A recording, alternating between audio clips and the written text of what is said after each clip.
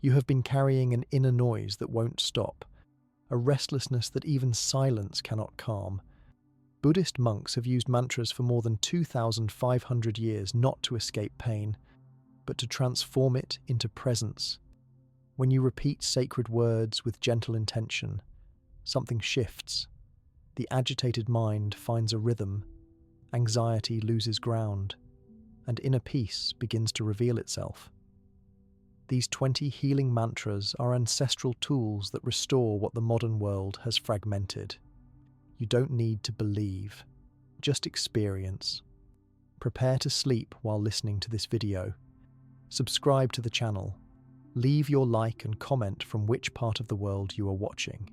Get comfortable and relax. Let's begin. Have you ever wondered where those mesmerizing Buddhist chants that seem to vibrate through your entire being actually came from? Buddhist healing mantras have a fascinating origin story that stretches back thousands of years, evolving from ancient practices into the powerful spiritual tools we recognize today. Buddhist mantras have their roots in the Vedic traditions of ancient India. Long before Buddhism emerged, the practice of reciting sacred sounds was already well established in the Hindu Vedic culture. These early sound formulas were believed to invoke specific deities or cosmic energies when pronounced correctly. When Buddhism developed around 25 centuries ago, it naturally absorbed and transformed some of these practices, adapting them to align with Buddhist philosophy and goals. The word mantra itself comes from Sanskrit, combining man meaning mind, and tra meaning tool or instrument, literally a tool for the mind. Early Buddhist practitioners recognized the profound impact that specific sound vibrations could have on consciousness and began developing mantras as vehicles for transformation and healing. The earliest Buddhist texts don't place much emphasis on mantras as we understand them today. The historical Buddha, Siddhartha Gautama, primarily taught meditation techniques and philosophical concepts rather than sound-based practices. However, as Buddhism spread and evolved over the centuries, mantras became increasingly important, especially in certain traditions. The major development of healing mantras occurred during the rise of Mahayana Buddhism around the 1st century BCE to the 1st century CE. This tradition emphasized the Bodhisattva path, the aspiration to achieve enlightenment for the benefit of all beings. Mantras became expressions of this compassionate intention, designed not just for personal transformation, but for the healing and liberation of all. The real flowering of mantra practice happened with the emergence of Vajrayana Buddhism in India around the 3rd century. Often called Tantric Buddhism, this tradition incorporated elaborate visualization practices, ritualized movements, and complex mantra recitation as means to accelerate spiritual development. Vajrayana practitioners believed that mantras contained the essence of enlightened mind and could directly invoke specific Buddha energies or qualities. When Buddhism traveled to Tibet in the 7th century, these mantra practices found fertile ground. Tibetan Buddhism developed especially sophisticated systems of healing mantras, combining them with detailed knowledge of subtle body energies. Tibetan medical texts from the 8th century onward document specific mantras prescribed for various physical and mental conditions. The authenticity and effectiveness of mantras were considered directly linked to their proper transmission. One couldn't simply read a mantra from a book and expect results. Mantras needed to be received from a qualified teacher who had themselves received them through an unbroken lineage tracing back to their origin. This transmission, called lung in Tibetan, was thought to activate the mantra's power for the recipient. An important text in the development of Buddhist healing mantras was the Medicine Buddha Sutra, which appeared in China around the 4th century. This text describes the 12 vows of the Medicine Buddha and presents mantras specifically dedicated to healing physical and mental suffering. The practice spread throughout East Asia, becoming one of the most popular healing traditions in Buddhist cultures. In Japan, mantras took on distinctive forms in different Buddhist schools. The Shingon tradition, founded by Kukai in the 9th century, focused intensively on mantra practice, considering sound vibrations as direct expressions of ultimate reality. Meanwhile, in the 13th century, Nichiren Buddhism emerged with a focus on a single powerful mantra, Nam Myoho Renge Kyo, believed to encapsulate the essence of the Lotus Sutra and capable of transforming suffering into enlightenment. Southeast Asian Buddhist traditions generally placed less emphasis on mantras compared to Tibetan or East Asian forms, focusing more on meditation practices from the Pali Canon. However, protective chants called parita served similar functions to healing mantras in these cultures, often recited to ward off illness or negative influences. The connection between mantras and healing became particularly strong due to traditional Buddhist understanding of the relationship between mind and body.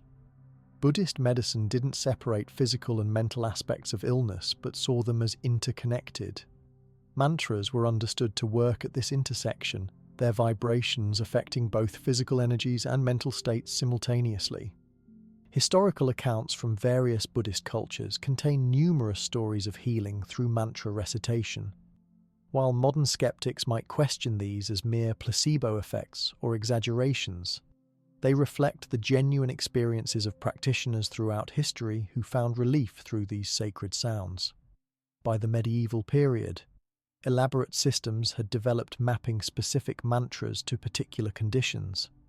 These weren't arbitrary assignments, but based on centuries of observation and the Buddhist understanding of how different energetic qualities affect various aspects of human experience. Mantras associated with compassionate deities like Avalokiteshvara were prescribed for emotional wounds, while those connected to fierce deities might be used for more aggressive or acute conditions.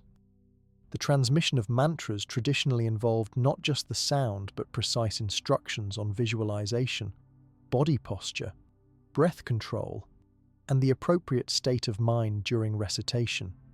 These elements were considered essential for the mantra to function effectively as a healing tool.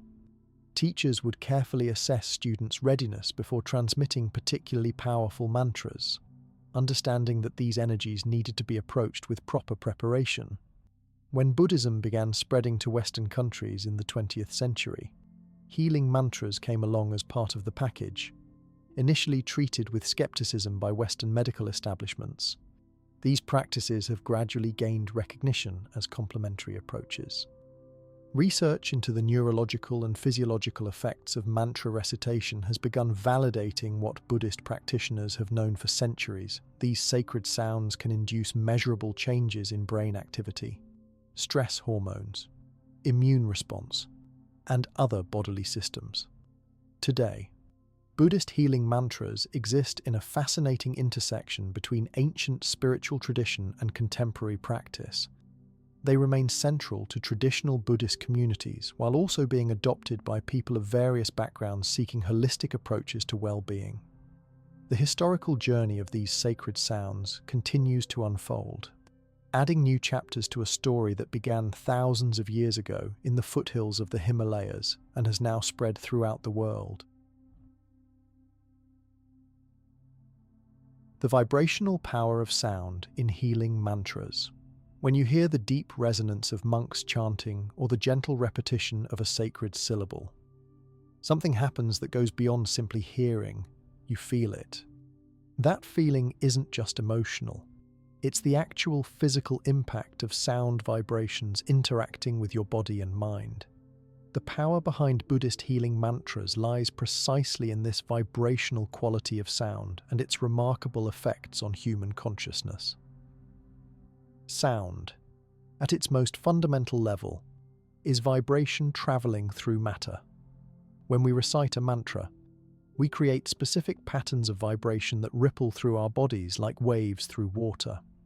Buddhist traditions have recognized for centuries what modern physics now confirms: everything in the universe, including our bodies, exists in a state of vibration at different frequencies.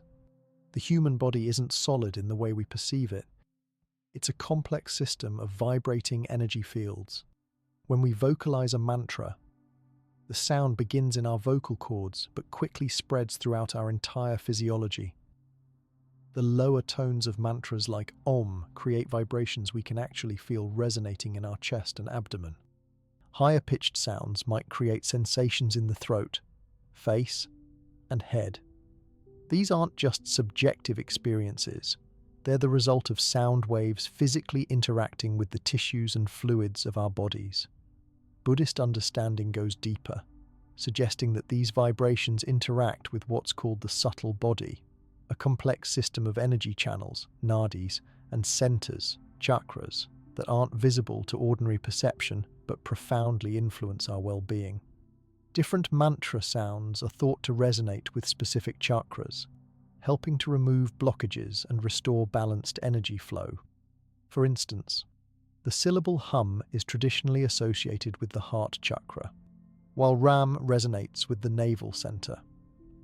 The Sanskrit language, in which many Buddhist mantras originated, was considered sacred precisely because of its phonetic properties.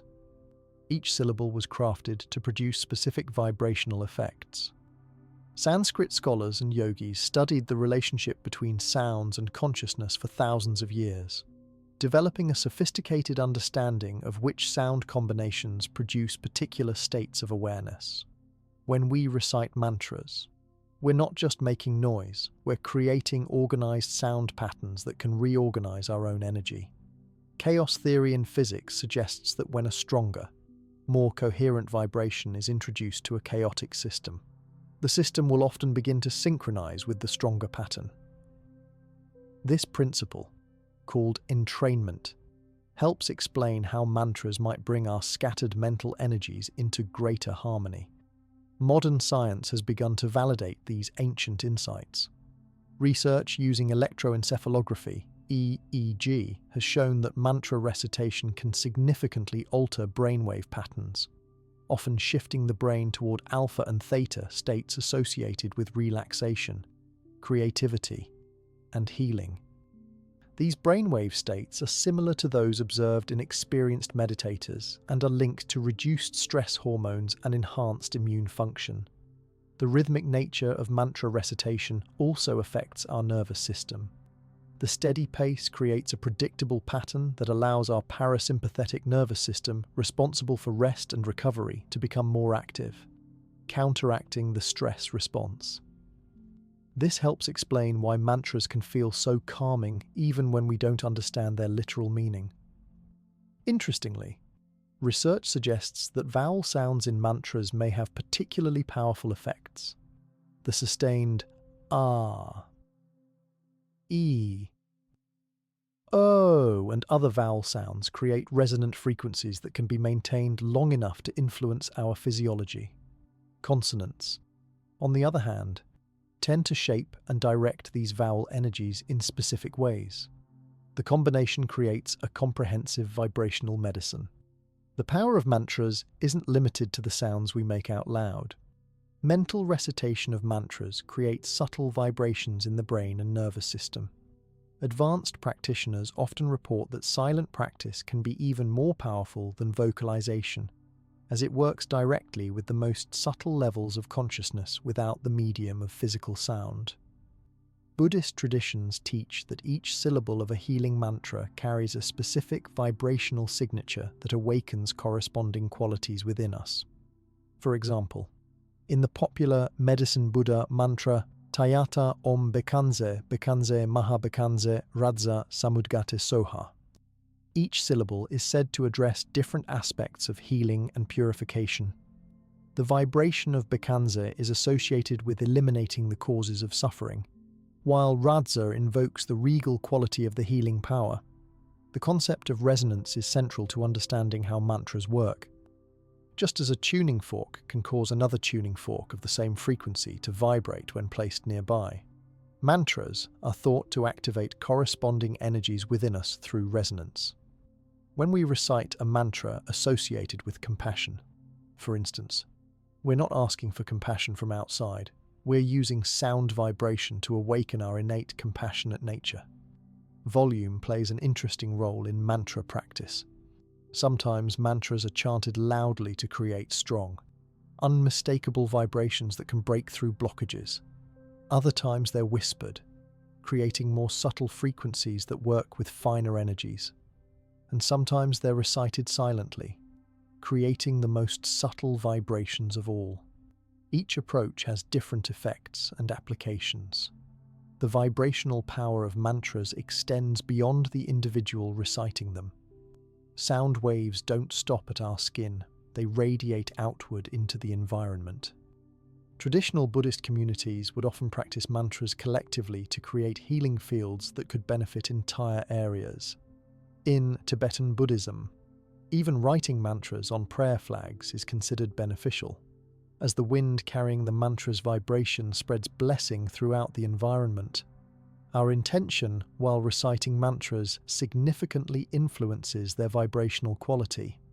Two people could recite exactly the same syllables, but the one with focused, compassionate intention creates a different vibrational pattern than someone reciting mechanically. This is why Buddhist teachings emphasize the importance of proper motivation and concentration during mantra practice. The setting for mantra recitation also affects its vibrational impact. Certain environments naturally amplify and support the vibrations of mantras. Traditional practice spaces were often designed with acoustics in mind. The resonant chambers of temples and caves could enhance the vibrational properties of sacred sounds. Even today, many practitioners find that mantras feel more powerful when recited in natural settings like forests or near flowing water. Perhaps most fascinating is how the vibrational effects of mantras accumulate over time. Many practitioners report that after weeks, months, or years of consistent practice with a particular mantra, they begin to feel its vibration spontaneously arising within them, even when not actively practicing. The sound pattern becomes integrated into their energy system, continuously generating its beneficial effects. This vibrational understanding helps explain why Buddhist traditions insist that mantras can't be effectively practiced from books alone. The precise vibrational quality needs to be transmitted directly from teacher to student, ensuring the correct resonance is established. It's similar to learning a musical instrument. Reading about playing the violin is very different from hearing and feeling the proper way to create its sounds. As we continue exploring the intersection of ancient wisdom and modern science, the vibrational nature of mantras offers a fascinating area for research. These sacred sounds, refined over thousands of years of practice, may hold keys to understanding the profound connections between sound, consciousness, and healing that are only beginning to be appreciated by contemporary approaches to well-being. Understanding the vibrational nature of mantras helps us appreciate why certain sacred sound combinations have been preserved and practiced for millennia. Among these, perhaps none is more widely recognized in the Buddhist world than the 6-syllable mantra associated with the embodiment of universal compassion. Om Mani Padme Hum is often called the heart of Tibetan Buddhism, a sound formula so central to the tradition that you'll find it carved on rocks, spinning in prayer wheels, fluttering on prayer flags, and whispered by practitioners of all ages throughout the Himalayan regions. This isn't just any mantra, it's considered the sound embodiment of Avalokiteshvara, known as Chenrezig in Tibetan, the bodhisattva who represents the perfect compassion of all Buddhas. The literal translation, Om, the jewel in the lotus, hum, barely scratches the surface of its meaning. Each syllable carries profound significance and is said to purify a specific negative emotion while cultivating its enlightened counterpart. When reciting this mantra, practitioners are engaging in a comprehensive process of mental and emotional transformation. The first syllable, Om, is considered the primordial sound of the universe and works to purify pride and ego clinging. When we fully pronounce this syllable, actually 3 sounds blended together, a it creates vibrations that begin in the lower body and rise to the crown of the head, symbolizing the transformation of gross physical energy into more refined spiritual energy. This sound helps dissolve our tendencies toward arrogance and self-importance, qualities that separate us from others and reinforce suffering. The second syllable, Ma, purifies jealousy and envy, emotions that poison our relationships and prevent genuine connection with others. Traditional teachings associate this syllable with cultivating ethical conduct and patience. When jealousy is transformed, we develop the ability to appreciate others' happiness without resentment, a crucial step toward developing true compassion. Ni, the third syllable, works specifically with desire and attachment, not just sexual desire, but the fundamental grasping that keeps us trapped in cycles of dissatisfaction.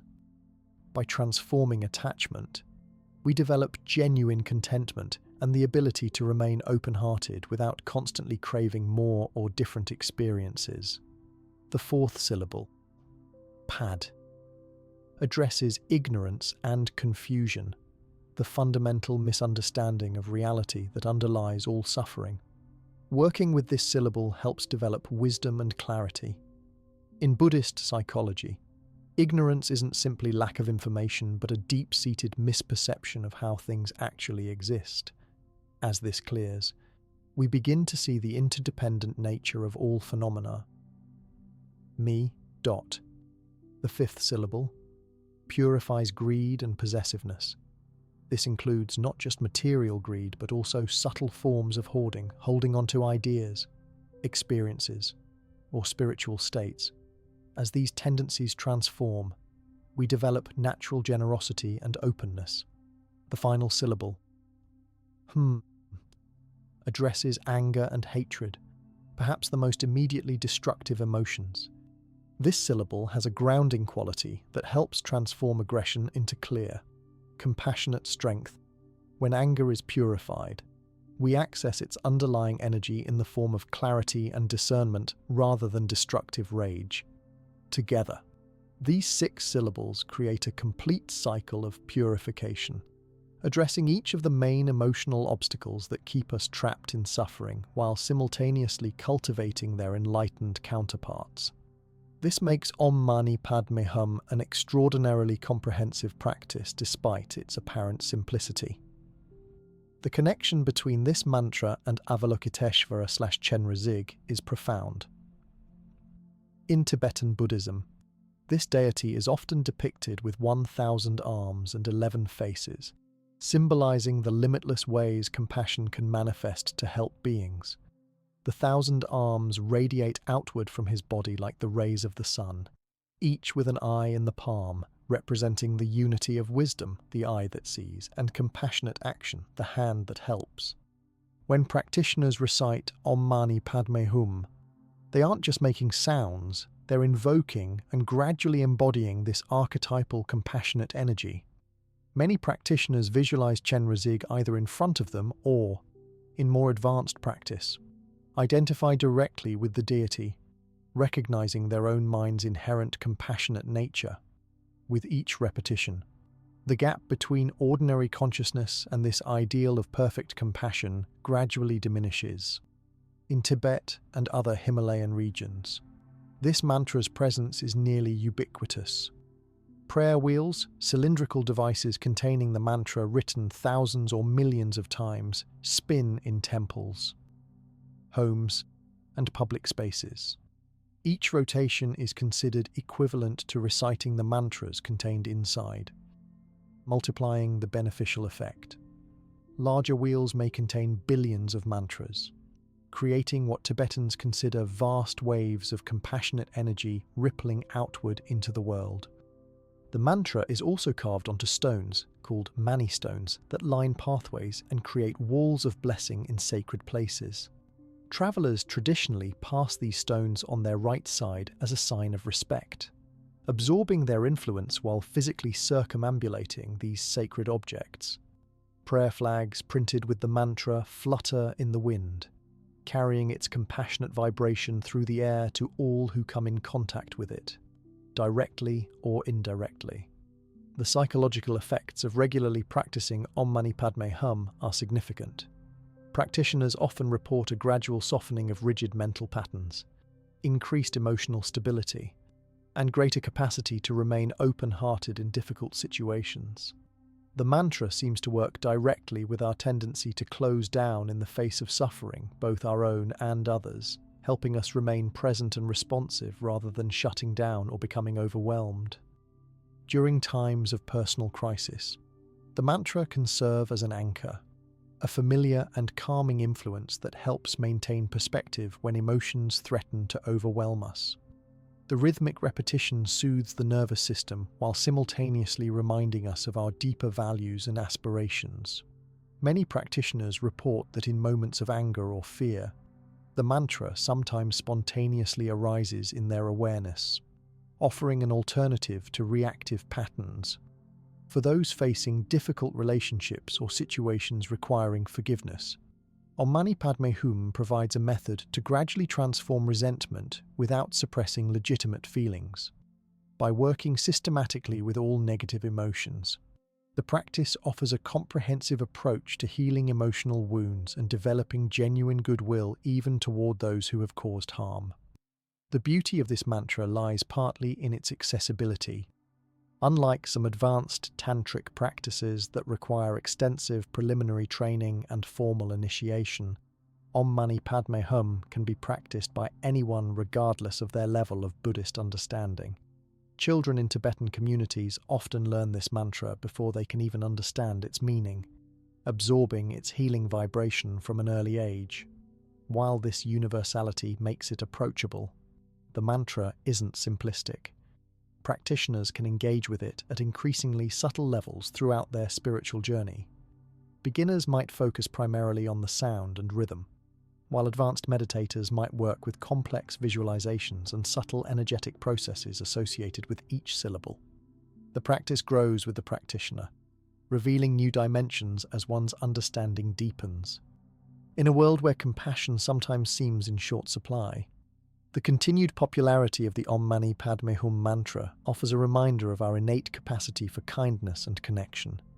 Its vibration has echoed through centuries, offering countless practitioners a direct method for cultivating the heart's natural warmth and responsiveness. While Om Mani Padme Hum works primarily with emotional patterns and the development of universal compassion, Buddhist traditions also preserved mantras specifically focused on healing physical and mental illness. Among these, the Medicine Buddha mantra stands as one of the most powerful and comprehensive healing practices in the Buddhist tradition. The Medicine Buddha, known in Sanskrit as Paisajaguru and in Tibetan as Sangye Menla, represents the healing aspect of enlightened mind. Typically depicted with deep blue skin, the color of lapis lazuli. He holds an arura plant, a healing herb, in his right hand and a bowl of medicine in his left. This Buddha made specific vows to alleviate suffering, particularly suffering related to illness, and his practice has been central to healing traditions throughout Buddhist Asia for well over 1500 years. The mantra associated with the Medicine Buddha is Tayata Om Bekanze Bekanze Maha Bekanze Radza Samudgate Soha. Each syllable carries healing vibrations that address different aspects of illness and suffering. Tayata serves as an introduction, meaning it is thus. Om creates the sacred space for healing to occur. Bekanze refers to eliminating pain, while its repetition emphasizes the power to cure both the symptoms and causes of illness. Maha Bekanze indicates the great healing power that addresses the deepest roots of suffering. Radza invokes the royal or supreme quality of this healing energy, while Samudgate refers to the process of emergence or coming forth. Finally, Soha or Svaha in Sanskrit completes the mantra, grounding the healing energy and allowing it to take root. What makes this mantra particularly powerful is the integration of sound with visualization. Practitioners typically visualize the Medicine Buddha seated or standing above their head, radiating intense blue healing light. With each recitation of the mantra, this light flows down into the practitioner's body, filling every cell and dissolving blockages, illness, and suffering. The blue light is not arbitrary. This particular shade of deep blue is associated with antiseptic and antibacterial properties in Tibetan medicine, as well as with the transformation of ignorance into wisdom. For specific ailments, practitioners might visualize the healing light concentrating in particular areas of the body, dissolving pathogens, inflammation, or dysfunction. The visualization becomes increasingly elaborate with practice. Advanced practitioners might visualize the entire subtle body system of channels and energy centers being purified and rebalanced by the blue light. This combination of sacred sound and precise visualization creates a comprehensive mind-body healing process. The Medicine Buddha practice has been integral to Tibetan medicine for centuries. Tibetan doctors traditionally begin their day with Medicine Buddha practice, invoking his healing presence before seeing patients. Many Tibetan medical formulations are prepared with the accompaniment of the Medicine Buddha mantra, believed to enhance the medicinal properties of the herbs and minerals. The relationship between spiritual practice and medicine was never separated in this tradition. Physical remedies and energetic practices were seen as complementary aspects of a holistic approach to well-being. What makes this practice particularly remarkable is its applicability to both self-healing and healing others. When practicing for oneself, one visualizes receiving the healing light directly. When practicing for others, one can visualize the Medicine Buddha above the person needing healing, with the blue light flowing through oneself and then to them. This makes it a valuable practice for caregivers, healthcare professionals, and anyone supporting others through illness or recovery. The traditional texts describe 12 specific vows made by the Medicine Buddha, each addressing different aspects of suffering. These include vows to eliminate physical illness, mental disturbances, poverty and lack of necessities, social discord, and spiritual obstacles. By reciting the mantra, practitioners connect with and activate the energy of these vows, bringing their healing potential into the present moment. The comprehensiveness of these vows makes the practice relevant not just for physical healing, but for creating wholeness and well-being on all levels. The practice is particularly recommended during times of epidemic disease or widespread suffering. Throughout history, Buddhist communities have organized large-scale Medicine Buddha practice sessions during outbreaks of illness, famine, or social upheaval. The recent global pandemic saw a resurgence of this practice, with many Buddhist centers around the world holding regular Medicine Buddha sessions online to support collective healing. Beyond specific illnesses, the Medicine Buddha practice addresses the fundamental causes of suffering according to Buddhist understanding, the 3 poisons of attachment, aversion, and ignorance. The blue light is visualized purifying not just physical symptoms, but these root causes as well. This makes it a deeply transformative practice that works simultaneously on multiple levels of experience. While many healing practices in various spiritual traditions involve requesting intervention from an external power, the Medicine Buddha practice has a somewhat different approach. Although one begins by visualizing the Medicine Buddha as separate, the ultimate realization is that the healing qualities embodied by this Buddha are not separate from one's own true nature. Advanced practitioners come to recognize that the blue healing light is actually the natural radiance of their own enlightened mind, temporarily obscured by confusion and suffering, but always present and accessible. The practical effects reported by practitioners include accelerated healing of physical conditions, reduced pain, improved mental clarity, and greater emotional resilience during health challenges.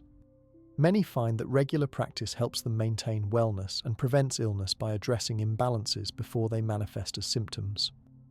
Healthcare professionals who practice often report enhanced intuition about treatment approaches and greater capacity to remain present with suffering without becoming depleted. In hospice and end-of-life care, the Medicine Buddha practice offers particular benefits.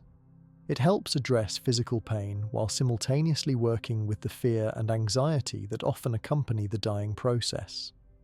For the dying person, it creates a peaceful environment filled with healing energy, regardless of whether physical recovery is possible. For caregivers and family members, It offers a meaningful way to support their loved one's transition while processing their own grief. The Medicine Buddha tradition beautifully embodies the compassionate, practical approach to suffering that characterizes Buddhism at its best, rather than offering merely philosophical explanations of why suffering exists. It provides direct methods to address and transform that suffering. The mantra's healing vibrations, refined through centuries of practice, continue to offer comfort and restoration to countless practitioners facing the inevitable challenges of human existence. While the Medicine Buddha represents the healing aspect of enlightened mind, Buddhist tradition offers other powerful mantras to address specific emotional and psychological challenges. Among these, the mantra of Green Tara stands out as a particularly effective practice for those struggling with fear, anxiety, and seemingly insurmountable obstacles. Green Tara is one of the most beloved deities in Tibetan Buddhism, often called the Swift Savioress because she's known for responding immediately to those who call upon her. Unlike many Buddhist deities who are depicted in meditation posture with both legs crossed, Tara is shown with one leg extended, ready to leap into action to help beings in distress. This posture symbolizes her readiness to respond instantly to suffering. There's no delay, no bureaucratic process to go through. When we call on Tara, the response is immediate. The vibrant green color of this deity isn't arbitrary. Green represents the active quality of compassion, the energy that doesn't just feel sympathy but actually does something about suffering. It's associated with wind element, which in Buddhist elemental theory relates to movement, quick response, and the removal of obstacles. Green is also the color of growth, renewal, and healing, appropriate for a practice that helps us overcome the paralysis of fear and anxiety. Tara's origin story itself speaks to her connection with alleviating fear. According to one traditional account, she was born from the tears of Avalokiteshvara, the bodhisattva of compassion we discussed in relation to Om Mani Padme Hum. When Avalokiteshvara looked upon the suffering of the world, he wept in compassion, and from his tears arose Tara, embodying his active compassion ready to address that suffering directly. The mantra associated with Green Tara is Om Tare Tutare Ture Soha. Like other mantras we've discussed, each syllable carries specific meaning and energy. Tara means liberation from suffering, particularly the suffering of samsara, the cycle of existence driven by confusion and negative patterns.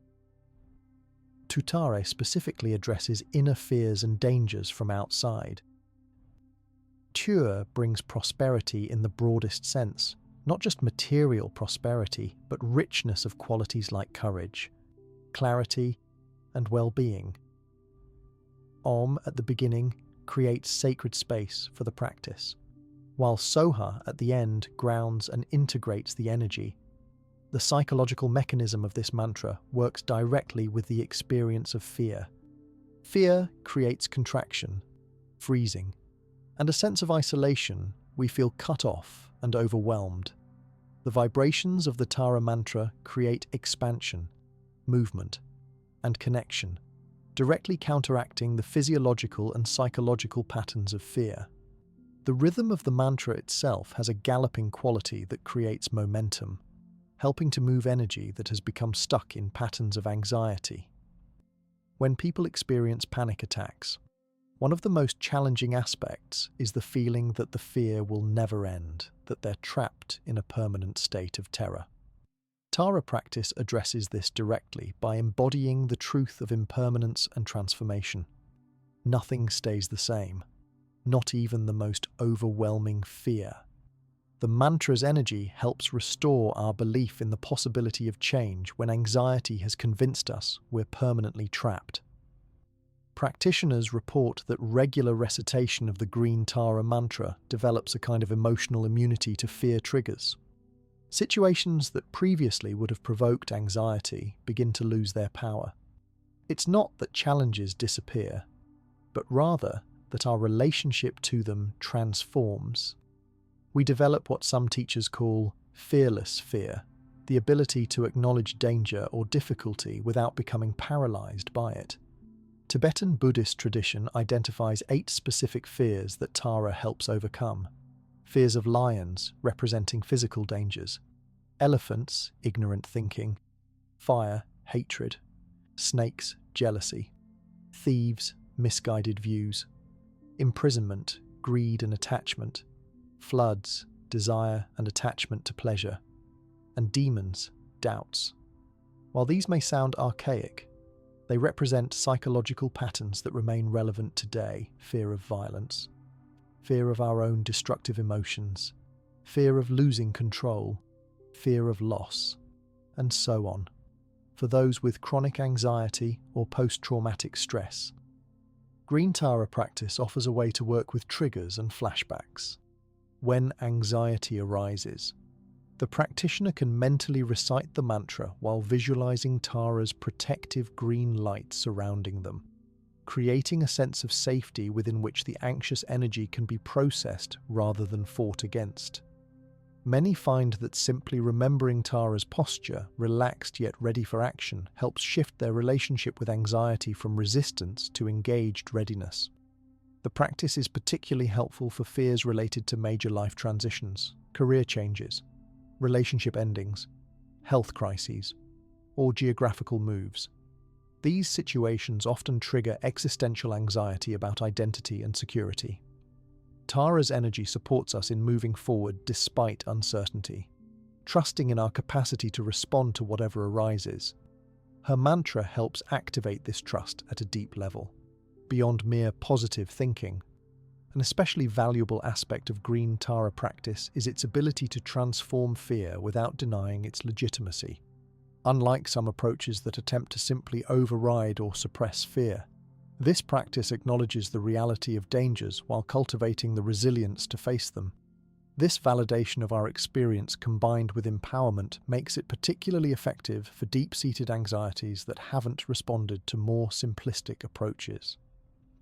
In traditional settings, Green Tara practice is often done in the morning, setting a protective tone for the day ahead.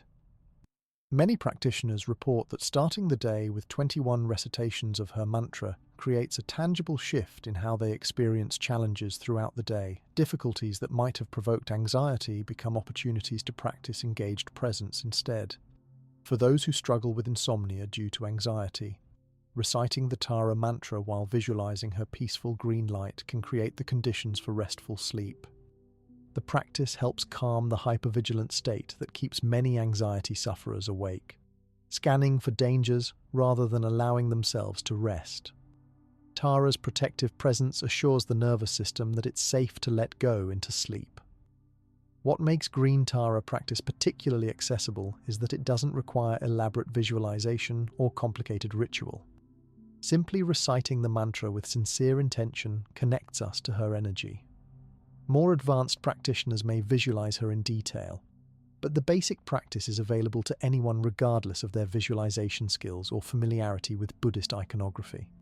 Throughout history, Tara practice has been especially popular during times of collective fear and uncertainty, wars, famines, epidemics, and social upheaval. In contemporary times, many Buddhist centers have organized Tara practices in response to global crises, creating communities of practitioners working together to transform fear into compassionate action. This collective dimension adds another layer of power to the practice, reminding us that we're not alone in our struggles with fear and anxiety.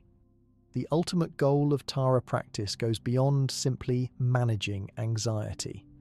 As we work with the mantra over time, we begin to embody Tara's qualities ourselves, becoming more responsive, courageous, and effectively compassionate in our own lives. The deity isn't meant to remain external to us, but serves as a mirror, reflecting our own potential for fearless action in the face of suffering. Through consistent practice, the gap between Tara's enlightened fearlessness and our ordinary anxiety gradually diminishes. While Green Tara's mantra specifically addresses fear and anxiety, other Buddhist mantras work with different aspects of transformation. Among these, one of the most distinctive and powerful is Nam Myoho Renge Kyo, the central practice of Nichiren Buddhism. Unlike many mantras that originated in India and Tibet, this mantra emerged in the 13th century Japan and represents a unique approach to mantra practice that makes it accessible to people of diverse backgrounds and temperaments. The founder of this tradition, a Japanese monk named Nichiren, sought to identify the most essential practice that would allow people to transform their lives regardless of their circumstances or level of education. After extensive study of Buddhist scriptures, he concluded that the Lotus Sutra represented the Buddha's highest teaching, and that the title of this sutra contained its entire essence. The mantra Nam Myoho Renge Kyo is actually the title of the Lotus Sutra in Japanese with the addition of Nam, which indicates devotion or dedication. Breaking down the mantra helps understand its profound implications. Nam comes from the Sanskrit namas, meaning to devote or dedicate oneself. Myoho translates as the mystic law, the underlying principle that governs life in all its manifestations. Renge means lotus flower, which in Buddhism symbolizes the simultaneous cause and effect of our lives, the lotus blooms and seeds at the same time, just as our present actions create our future experiences. Kyo refers to the sound or vibration that permeates the universe, the teaching that communicates truth. Together, these elements create a mantra that acknowledges and activates the transformative law of cause and effect in our lives. Unlike some Buddhist practices that might seem to require withdrawal from everyday life, Nam Myoho Renge Kyo is specifically designed to create positive transformation within ordinary circumstances. Practitioners chant this mantra to align themselves with the fundamental creative principle of the universe, bringing their lives into harmony with it rather than struggling against it. What makes this practice particularly notable is its approach to karma. While karma is often misunderstood as simple fatalism or cosmic punishment, the Nichiren tradition views it as a dynamic principle that we can actively engage with. By chanting Nam Myoho Renge Kyo, practitioners believe they can transform even deeply ingrained negative karma into positive outcomes. This isn't magical thinking, but based on the understanding that changing our deepest consciousness alters how we perceive and respond to circumstances, thereby changing the causes we create in each moment. The practice itself is remarkably straightforward. Practitioners typically sit before a gohonzon, a scroll inscribed with the mantra and various Sanskrit characters representing the enlightened qualities present in all life. They then recite the mantra repeatedly, often for a set period in the morning and evening. Unlike some mantra practices that require specific visualizations or elaborate rituals, the focus here is on wholehearted engagement with the sound and rhythm of the chant itself. This accessibility has contributed to the spread of this practice globally. Without requiring extensive philosophical study or ability to visualize complex deities, Nam Myoho Renge Kyo offers a direct method for connecting with one's innate, enlightened nature. This has made it particularly popular among people who might find other forms of Buddhism too esoteric or removed from daily concerns. The effects reported by practitioners often center around tangible life improvements, better relationships, career advancement, improved health, and greater resilience during challenges. But beyond these external changes, long-term practitioners describe more fundamental transformations in how they experience themselves and the world. Many report a growing sense of interconnection with others, increased compassion, and the ability to find meaning in difficulties that previously would have seemed merely painful or pointless. A key concept in Nichiren Buddhism is changing poison into medicine, the idea that our greatest sufferings and challenges can become the very soil from which our happiness and wisdom grow. The mantra practice doesn't seek to eliminate life's difficulties, but to transform our relationship with them, finding value and growth opportunities in experiences we might otherwise reject. This makes it particularly valuable for people working through trauma, addiction, or major life setbacks who need to integrate these experiences rather than simply trying to forget them. The community aspect of this practice is also significant. While many Buddhist mantras are practiced individually or in traditional temple settings, Nam Myoho Renge Kyo is often practiced in small groups meeting in ordinary homes. These gathering spaces, called discussion meetings in many Nichiren communities, create supportive environments where practitioners encourage each other and share how the practice is transforming their lives. This communal dimension helps sustain motivation and provides practical examples of how the practice can be applied to daily challenges. Scientific research on this practice has shown interesting results.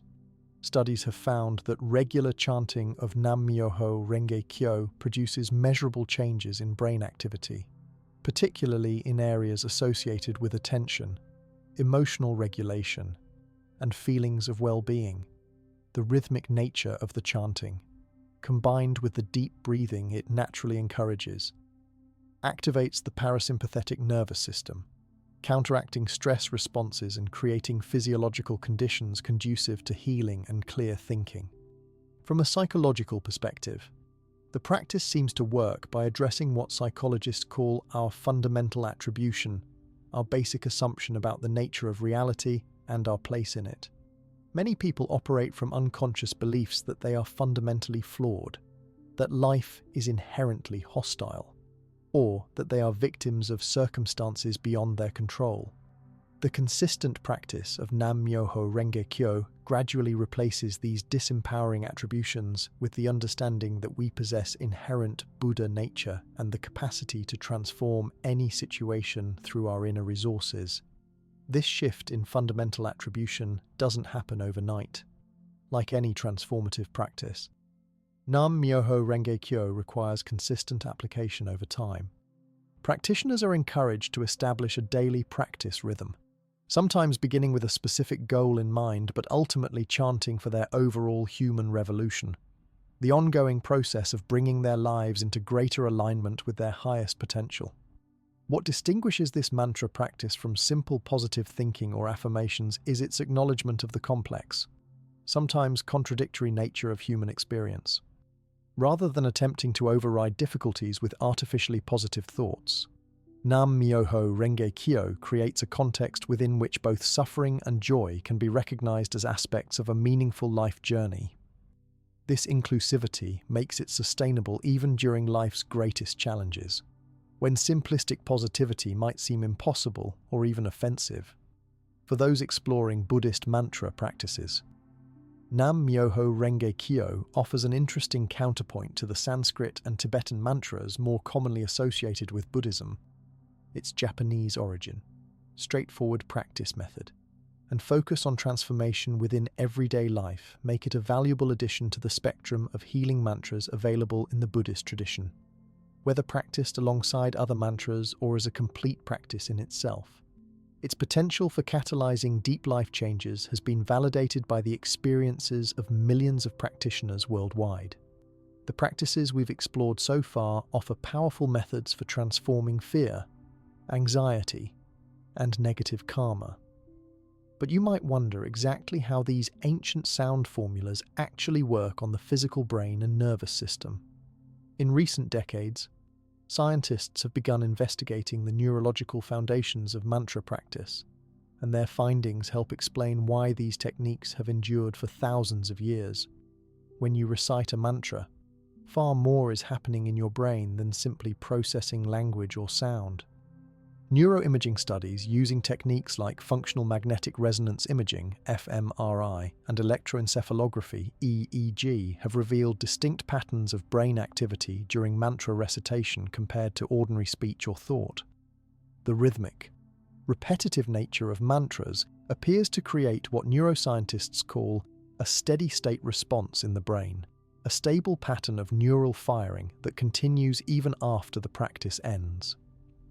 One of the most significant neurological effects involves brainwave patterns. Our brains constantly generate electrical patterns that fall into different frequency ranges associated with various states of consciousness. During normal, busy thinking, Beta waves, 13 to 30 cycles per second, dominate. But during mantra recitation, practitioners typically shift into increased alpha wave activity, 8 to 13 cycles per second, associated with relaxed alertness, and sometimes even theta waves, 4 to 8 cycles per second, linked to deep meditation and creativity. This brainwave shift helps explain the calm yet clear mental state many experience during and after mantra practice. It represents a middle ground between ordinary waking consciousness and sleep, alert enough to be present, but relaxed enough for healing processes to activate. This state is particularly valuable for addressing stress-related conditions since it interrupts the cycle of hyperarousal that characterizes chronic stress. The amygdala, often called our brain's fear center, shows particularly interesting changes during mantra practice. This almond-shaped structure normally activates our fight or flight response when it detects potential threats. Chronic stress can lead to an overactive amygdala, constantly triggering stress hormones even when no immediate danger exists. Studies show that regular mantra recitation can actually reduce activity in the amygdala while increasing activity in the prefrontal cortex, the brain region responsible for executive function and emotional regulation. This rebalancing effect helps explain why practitioners often report greater emotional resilience and reduced reactivity to stress triggers after consistent mantra practice. The brain is literally being rewired to respond more thoughtfully and less automatically to challenging stimuli. The constant repetition of mantras appears to create new neural pathways that bypass old reactive patterns, giving us more choice in how we respond to life's challenges. The rhythmic nature of mantra recitation also affects the autonomic nervous system, the network that regulates unconscious bodily functions like heart rate, digestion, and breathing. Our autonomic nervous system has two main branches: the sympathetic, fight or flight, and parasympathetic, rest and digest. Modern life often keeps us stuck in sympathetic dominance, contributing to numerous health problems. Research has shown that the rhythmic breathing naturally coordinated with mantra recitation activates the parasympathetic nervous system, particularly through stimulation of the vagus nerve, the main communication pathway of the parasympathetic branch. This activation reduces stress hormones like cortisol and adrenaline while increasing relaxation hormones like oxytocin and endorphins.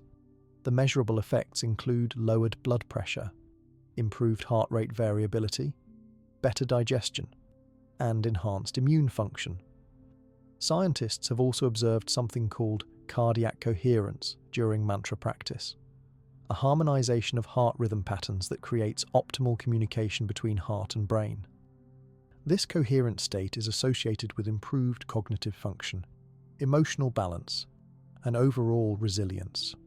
The particular syllables in traditional mantras may have been intuitively selected to promote this coherent state through their vibrational qualities. Another fascinating neurological aspect involves a phenomenon called entrainment. When exposed to a rhythmic stimulus like a mantra, neural firing patterns tend to synchronize with that rhythm. This creates a coherent brain state where previously scattered neural activity becomes organized around a central frequency. This increased neural coherence may explain the sense of mental clarity and integration many practitioners report. The neuroplastic effects of mantra practice are particularly noteworthy.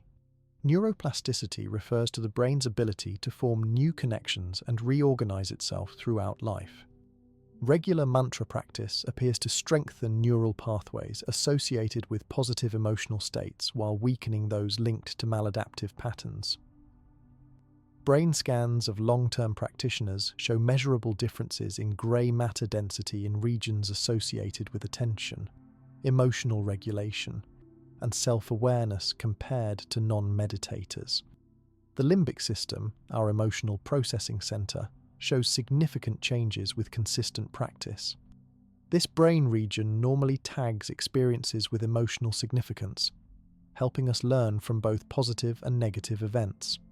However, trauma or chronic stress can create dysfunctional patterns in this system, leading to overwhelming emotional responses or emotional numbness. Mantra practice seems to help regulate limbic system activity, allowing emotional processing without overwhelming the system. What's particularly interesting from a neuroscientific perspective is how different mantras may affect distinct brain networks. For example, mantras using lower tones and longer syllables like Om tend to activate brain regions associated with calmness and bodily awareness, while mantras with quicker rhythms and higher pitches may activate networks associated with alertness and clarity. This helps explain why different mantras are prescribed for different conditions in traditional practice. The frontal lobes, which play a key role in attention, planning, and self-regulation, become more active during mantra practice. This increased frontal lobe activity, combined with decreased activity in the default mode network, the brain network active during mind wandering, creates the focused yet relaxed state characteristic of effective meditation. Over time, this state becomes more accessible even outside formal practice sessions, improving overall attentional control and emotional regulation.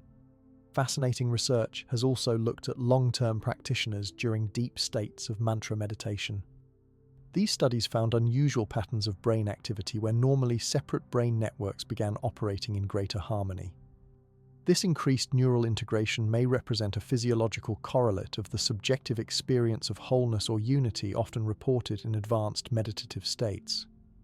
From a neurochemical perspective, mantra practice influences the production and reception of several important brain chemicals. Levels of stress hormones like cortisol decrease, while neurotransmitters associated with well-being, including serotonin, dopamine, and GABA, often increase. These chemical changes help explain the immediate mood-lifting effects many people experience from even short mantra practices. Perhaps most impressive is how these neurological changes accumulate over time. While a single session of mantra practice produces measurable short-term effects, consistent practice over months and years appears to create more stable structural and functional changes in the brain. This aligns perfectly with traditional Buddhist understanding that transformation requires regular, sustained practice rather than occasional intense experiences. Modern neuroscience thus validates what practitioners have reported for millennia. Mantras create profound changes in our neurophysiology that support healing, emotional balance, and cognitive clarity. These findings don't reduce spiritual practice to mere neurology, but rather demonstrate how intimately connected our spiritual and physical dimensions truly are. The ancient formulators of these mantras seem to have intuitively understood principles of neurological function that science is only now beginning to measure and explain. This scientific validation helps explain why certain mantras have been particularly effective for specific conditions. Among these specialized practices, the mantra of White Tara stands out as one particularly focused on health, vitality, and longevity, while Green Tara, whom we discussed earlier, primarily addresses fear and obstacles. White Tara specializes in extending life, overcoming illness, and restoring depleted vitality. White Tara represents the motherly aspect of enlightened compassion, protecting and nurturing all beings. Her iconography immediately reveals her healing function. She's depicted as luminous white in color, representing purity and healing, seated in meditation posture, with 7 eyes, the usual 2 plus additional eyes in her forehead, palms, and soles of her feet. These extra eyes symbolize her ability to see suffering in all realms and directions, missing nothing that needs her compassionate attention. Her mantra, Om Tare Tutare Ture Mama Ayupunya Jnana Pustim Kurusoha, directly invokes longevity and vitality.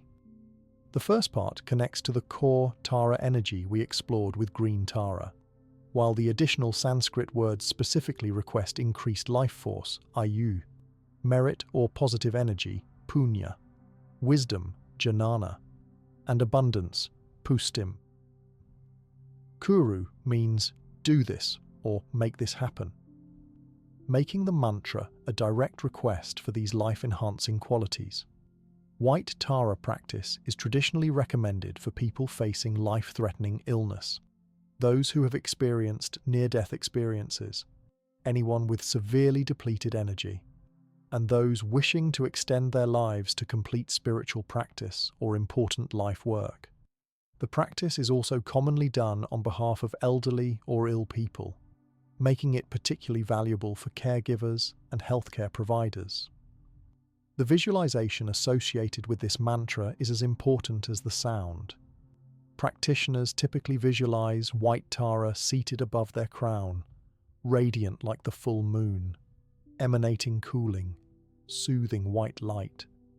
With each recitation of the mantra, this light flows down into the practitioner's body, filling every cell with luminous nectar that dissolves blockages, purifies toxins, and restores vitality to damaged tissues. For specific health conditions, the practice can be modified to focus the healing light on particular areas of the body while still maintaining the overall sense of being completely filled with revitalizing energy. For systemic conditions like autoimmune disorders or cancer, the entire body is typically visualized as transforming into pure white light, dissolving the distinction between healthy and diseased tissue into a unified field of healing energy. The traditional Tibetan medical system often prescribed White Tara practice alongside herbal formulas and dietary adjustments. Doctors recognized that the visualization and mantra work directly with the subtle energy body, addressing imbalances that might not be accessible through physical interventions alone. The practice was seen as particularly effective for conditions involving depleted life force or premature aging, what modern medicine might identify as chronic fatigue, adrenal exhaustion, or immunodeficiency. From a neurological perspective, the White Tara practice works by activating the parasympathetic nervous system while simultaneously generating feelings of safety and nurturing. The visualization of being filled with cooling, soothing nectar helps counteract the inflammatory processes associated with many chronic diseases. The rhythmic recitation of the mantra creates the coherent brain state we discussed earlier, optimizing conditions for the body's natural healing mechanisms to function effectively. An important aspect of White Tara practice is its emphasis on purifying the causes of illness, not just the symptoms. Buddhist understanding recognizes that physical illness often has roots in mental patterns like chronic stress, unprocessed emotions, or harmful beliefs. The White Tara practice addresses these root causes through the purification of negative karma, the accumulated effects of past actions and thought patterns that contribute to current suffering. The practice also works with the concept of life-stealing demons described in Tibetan medicine. These aren't literal demons, but rather metaphors for the various ways our vitality can be drained, including unhealthy relationships, environments, habits, or thought patterns. The protective aspect of White Tara helps create energetic boundaries that prevent this kind of vitality loss while restoring what has already been depleted. Long-term practitioners of White Tara often report improved immune function, greater resilience to illness, faster recovery when sickness does occur, and a general sense of having more energy available for both daily activities and spiritual practice. Many also describe a changed relationship with aging, not necessarily looking younger, but experiencing aging as a more graceful, less fearful process with continued vitality even as the body naturally changes. White Tara practice has another interesting application in Buddhist traditions. It's often performed for animals, particularly those who are ill, injured, or dying. The mantra can be recited near the animal while visualizing them surrounded by healing light. Many practitioners report that animals seem particularly receptive to this practice, often becoming noticeably calmer and more peaceful even when physical healing isn't possible. For those approaching death, White Tara practice offers benefits beyond physical healing. It helps create a peaceful, protected space for the transition process while addressing the fear that often accompanies dying.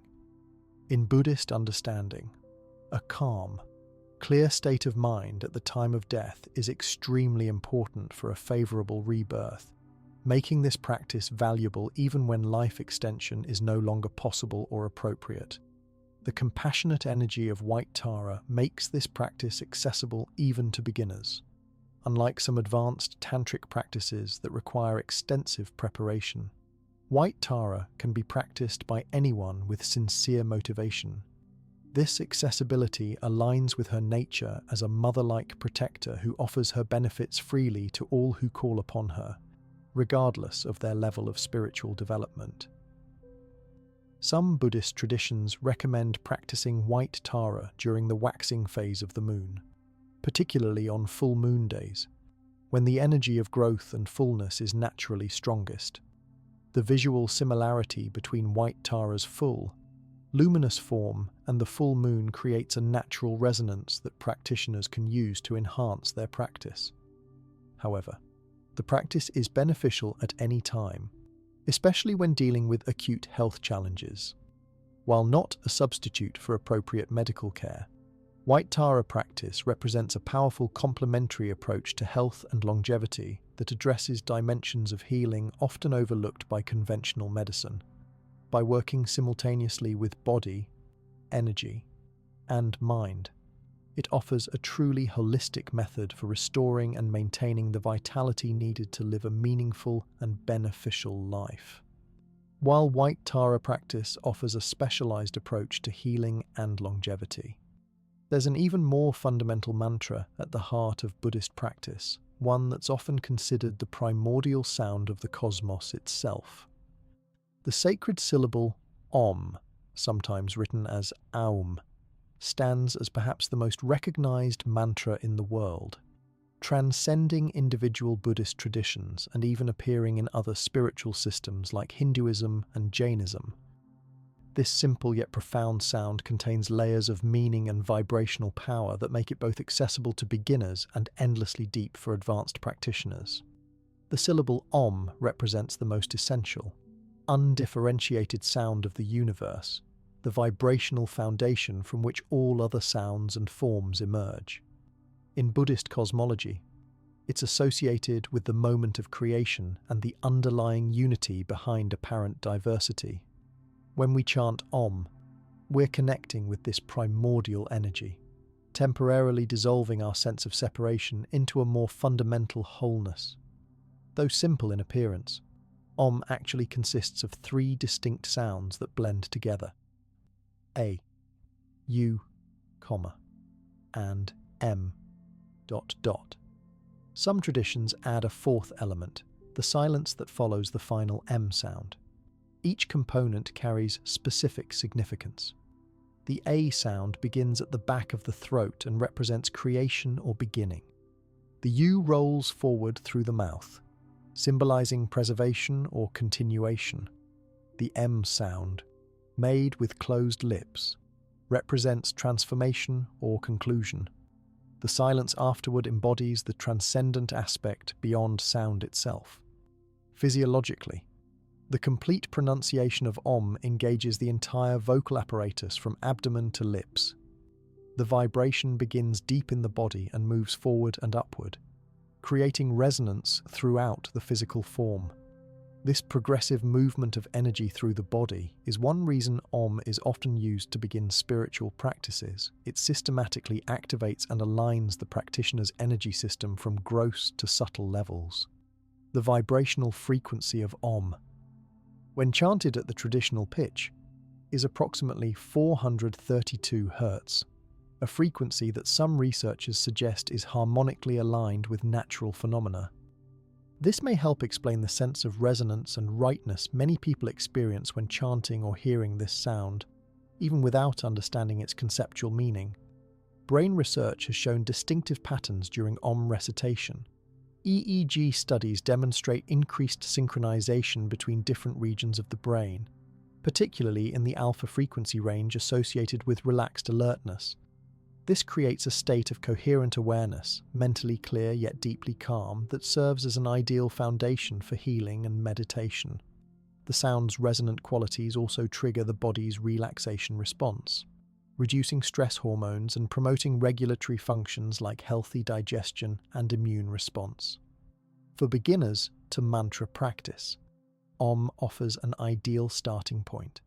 Unlike some complex mantras that require precise pronunciation of Sanskrit syllables, Om is accessible to virtually everyone regardless of language background. Its simplicity makes it easy to remember and integrate into daily life, while its depth ensures it remains valuable throughout one's spiritual journey. Many teachers recommend starting with just 5 minutes daily of Om recitation, gradually extending the practice as comfort and familiarity grow. The versatility of Om makes it suitable for numerous applications. For stress reduction, slow repetitions with extended vowel sounds create a deeply calming effect. For energization and mental clarity, more rapid repetitions with sharper pronunciation can be invigorating. For sleep difficulties, gentle, progressively softer repetitions help ease the transition from wakefulness to sleep by gradually slowing brainwave patterns. Om is frequently used as a preparatory practice before other mantras. By reciting Om several times before beginning a more specific healing mantra, practitioners create an energetically receptive state that enhances the effectiveness of the subsequent practice. This is why many of the mantras we've discussed begin with Om. It establishes the proper vibrational foundation for the specific healing energies that follow. In traditional settings, Om is often chanted in groups, creating powerful harmonics as different voices blend together. This collective practice amplifies the vibrational effect while also fostering a sense of connection among participants. The experience of voices merging into a single sound directly embodies the philosophical meaning of Om, unity underlying apparent separation. The simplicity of Om makes it particularly valuable for integrating mantra practice into daily life. Unlike more complex mantras that might require dedicated practice sessions, Om can be silently recited during ordinary activities, while walking, waiting in line, or during momentary pauses throughout the day. This accessibility helps bridge the gap between formal practice and everyday experience, allowing the mantra's benefits to permeate one's entire life. For addressing specific physical conditions, Om is often directed to particular areas of the body through visualization. While reciting the mantra, practitioners might imagine the vibration concentrating in an area of pain or dysfunction, dissolving blockages and restoring healthy energy flow. The simplicity of the sound makes it easier to maintain this focused visualization compared to more complex mantras. Many meditation teachers note that Om has a uniquely centering quality. When attention is scattered across numerous thoughts and sensations, the resonant sound of Om naturally draws awareness back to a central point of focus. This makes it particularly valuable in our distraction-filled modern environment, offering an accessible way to counteract the fragmentation of attention that characterizes contemporary life. The universality of Om transcends specific religious boundaries. While deeply rooted in Buddhist and Hindu traditions, its fundamental nature as the primordial sound makes it accessible to people of various spiritual backgrounds. Many practitioners who don't identify with Asian religious traditions still find value in Om as a vibrational tool for well-being and consciousness exploration. Advanced practitioners often work with extremely subtle aspects of Om, focusing on the transitional points between its component sounds and the space of silence following the final resonance. These liminal zones between sound and silence, being and non-being, are considered especially potent for transcending conceptual thinking and accessing direct experience of reality beyond mental constructs. The apparent simplicity of Om thus contains remarkable depth and versatility. Whether used as a complete practice in itself or as foundation for other mantras, this primordial sound offers a direct connection to the vibrational essence of existence that transcends intellectual understanding while providing tangible benefits for body, energy, and consciousness. While Om and other mantras carry inherent power in their sound vibrations, their effectiveness can be significantly enhanced through conscious integration with the breath. The breath serves as the bridge between body and mind, conscious and unconscious processes, making it the ideal vehicle for deepening mantra practice. Specific respiratory techniques developed within Buddhist traditions can dramatically amplify the healing potential of mantras when properly applied. The fundamental connection between breath and mantra begins with their shared nature as rhythmic vibrations. Breath is essentially a physical mantra, a continuous rhythm that accompanies us from birth to death. When we consciously align our mantra recitation with this natural rhythm, we create a powerful synchronization that affects both gross and subtle levels of our being. This alignment isn't arbitrary, but based on precise understanding of how different breathing patterns affect consciousness and energy. The simplest and most accessible breath mantra coordination involves timing the mantra with the natural breath cycle.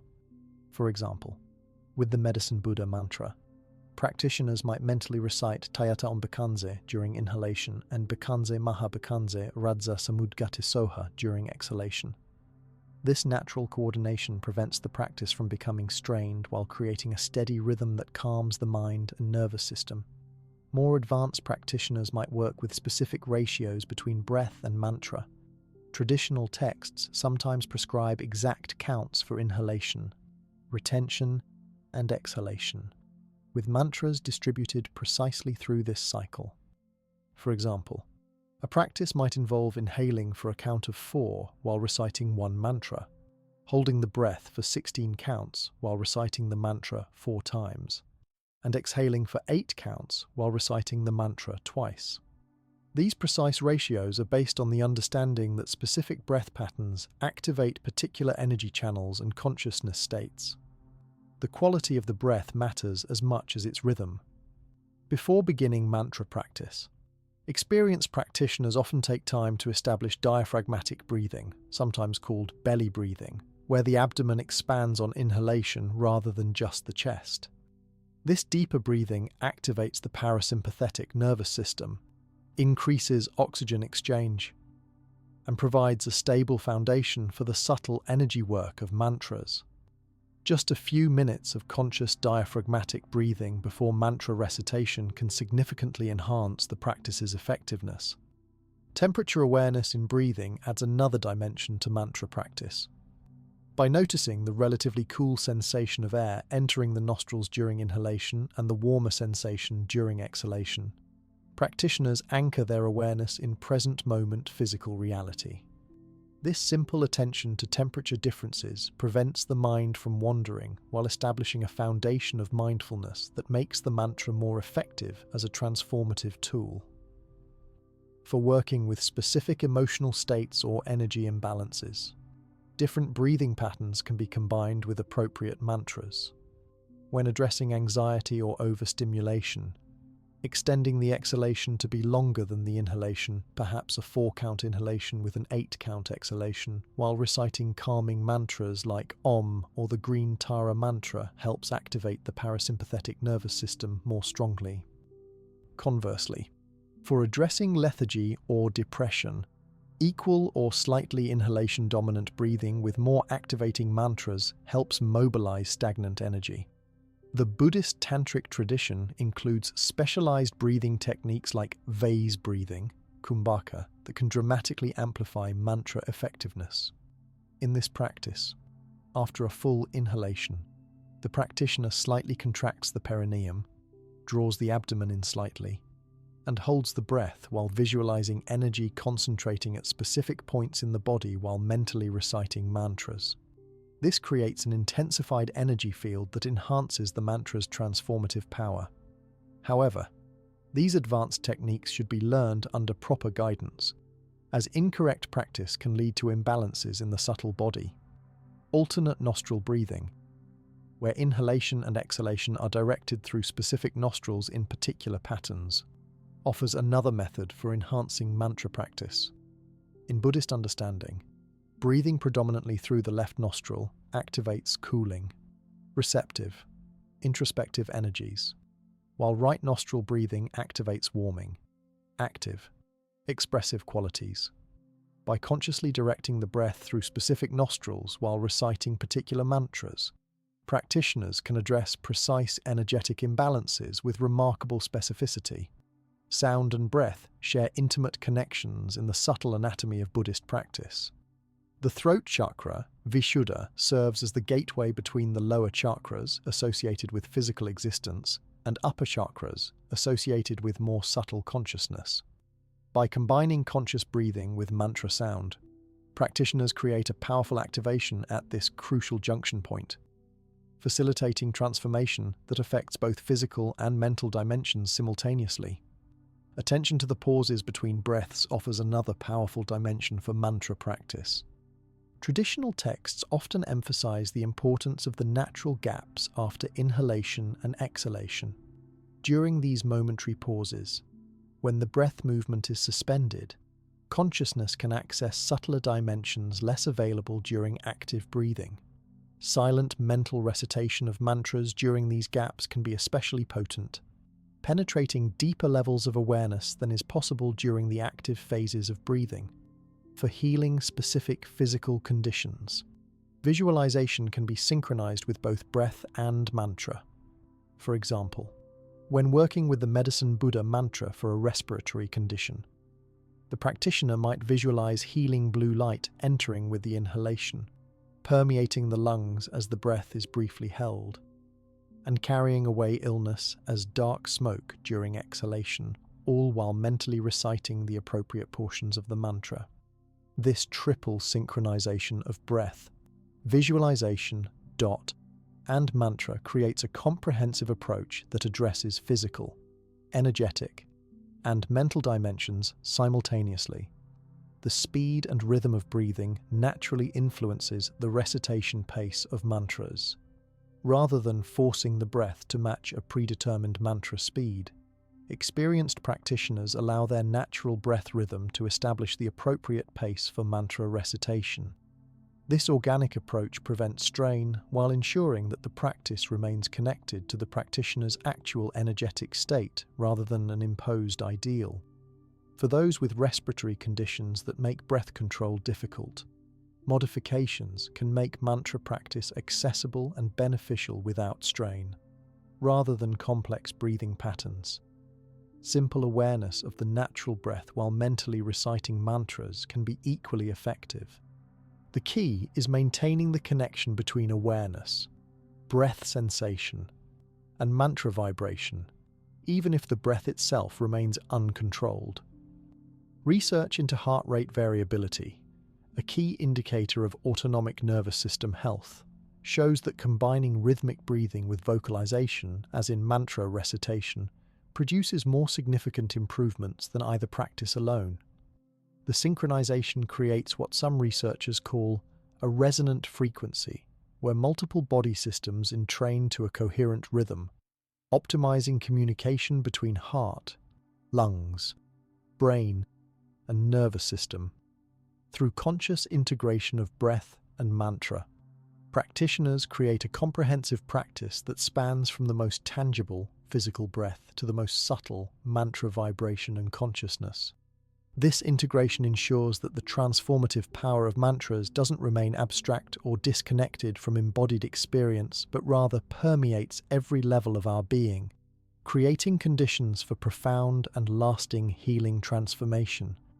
The integration of breath and mantras creates a powerful foundation for healing, but sometimes we need specific practices designed to address particular conditions. In our modern world, stress and anxiety have become epidemic, affecting millions of people worldwide and contributing to countless health problems. Buddhist traditions have preserved specialized mantras that work directly with these challenging mental states, offering relief and transformation when properly applied. When chronic stress or anxiety takes hold, our nervous system gets stuck in a state of hyperarousal. The sympathetic nervous system, our fight or flight response, remains continuously activated, flooding the body with stress hormones like cortisol and adrenaline. This state was designed for short-term emergencies, not continuous operation, and the resulting wear on body systems can lead to serious health consequences. Mantras specifically formulated to address anxiety work directly with this physiological state, helping to interrupt the cycle of stress activation and restore balance to the nervous system. One of the most accessible and effective mantras for general anxiety is the simple phrase Om Shanti Shanti Shanti. Shanti means peace or tranquility in Sanskrit, and the triple repetition addresses peace of body, speech, and mind. The sound vibration of this mantra is particularly effective at calming an agitated nervous system. The extended Om sound naturally lengthens the exhalation, triggering the parasympathetic nervous system, while the gentle sh sound of Shanti has a naturally soothing quality similar to a parent hushing a child. This mantra can be practiced anywhere, anytime anxiety arises, silently during a stressful meeting, mentally while waiting for medical results, or aloud in private when feeling overwhelmed. For anxiety specifically related to uncertainty about the future, a common form in our fast-changing world, the mantra from the Heart Sutra, Gate Gate Paragate Parasamgate Bodhisvaha, offers particular benefits. This mantra, which roughly translates as gone, gone, gone beyond, gone completely beyond, awakened, so be it, addresses our tendency to fixate on outcomes we can't control. The progressive structure of the mantra mirrors the process of releasing attachment to specific results, while its rhythm creates a sense of forward movement that counteracts the stuck feeling common in anxiety states. Practitioners report that regular recitation of this mantra helps develop greater comfort with uncertainty and change.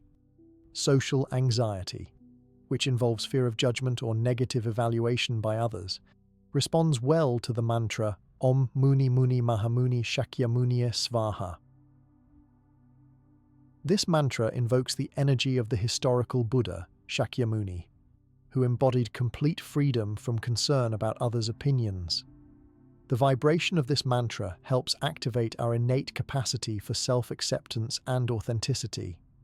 When practiced before social situations that typically trigger anxiety, it can create a protective field of stable self-awareness that remains intact even in challenging interactions. For those experiencing panic attacks or acute anxiety episodes, the shorter mantra Om Tare Tutare Ture Svaha, Green Tara's mantra, which we discussed earlier, provides an emergency intervention that can be quickly activated. The rhythm of this mantra naturally regulates breathing, preventing the hyperventilation that often accompanies panic. Many practitioners report that focusing intensely on the mantra helps interrupt the escalating thought patterns that fuel panic attacks, providing a mental anchor during overwhelming experiences. Anxiety related to specific phobias or fears can be addressed with Om Vajrasattva Hum, the short-form mantra of Vajrasattva, which represents the purification of mental obscurations. When practiced specifically in relation to a fear trigger, this mantra helps create space between the trigger and the reactive fear response, gradually rewiring the automatic association. For maximum effectiveness, it should be practiced regularly in safe circumstances before being applied in triggering situations. Insomnia caused by racing thoughts and anxiety responds particularly well to the mantra Om Hrim Shrim Klim Namaha, which combines sound elements traditionally associated with peace, abundance, and transformation. The extended vowel sounds of this mantra naturally slow breathing and heart rate, while its vibrational quality helps quiet the default mode network of the brain, the area active during rumination and worry. When practiced lying down before sleep, with attention to the vibration spreading throughout the body with each recitation, this mantra can significantly improve sleep onset and quality. Workplace stress, characterized by performance anxiety and feeling overwhelmed by responsibilities, can be addressed with Om Vasudhara Svaha, a mantra associated with abundance and confidence. This practice helps transform the perception of work from burden to opportunity, activating resourcefulness and creativity rather than depletion and resistance. Many practitioners find that reciting this mantra at the beginning of the workday or before challenging tasks creates a more productive, less stressful engagement with professional responsibilities.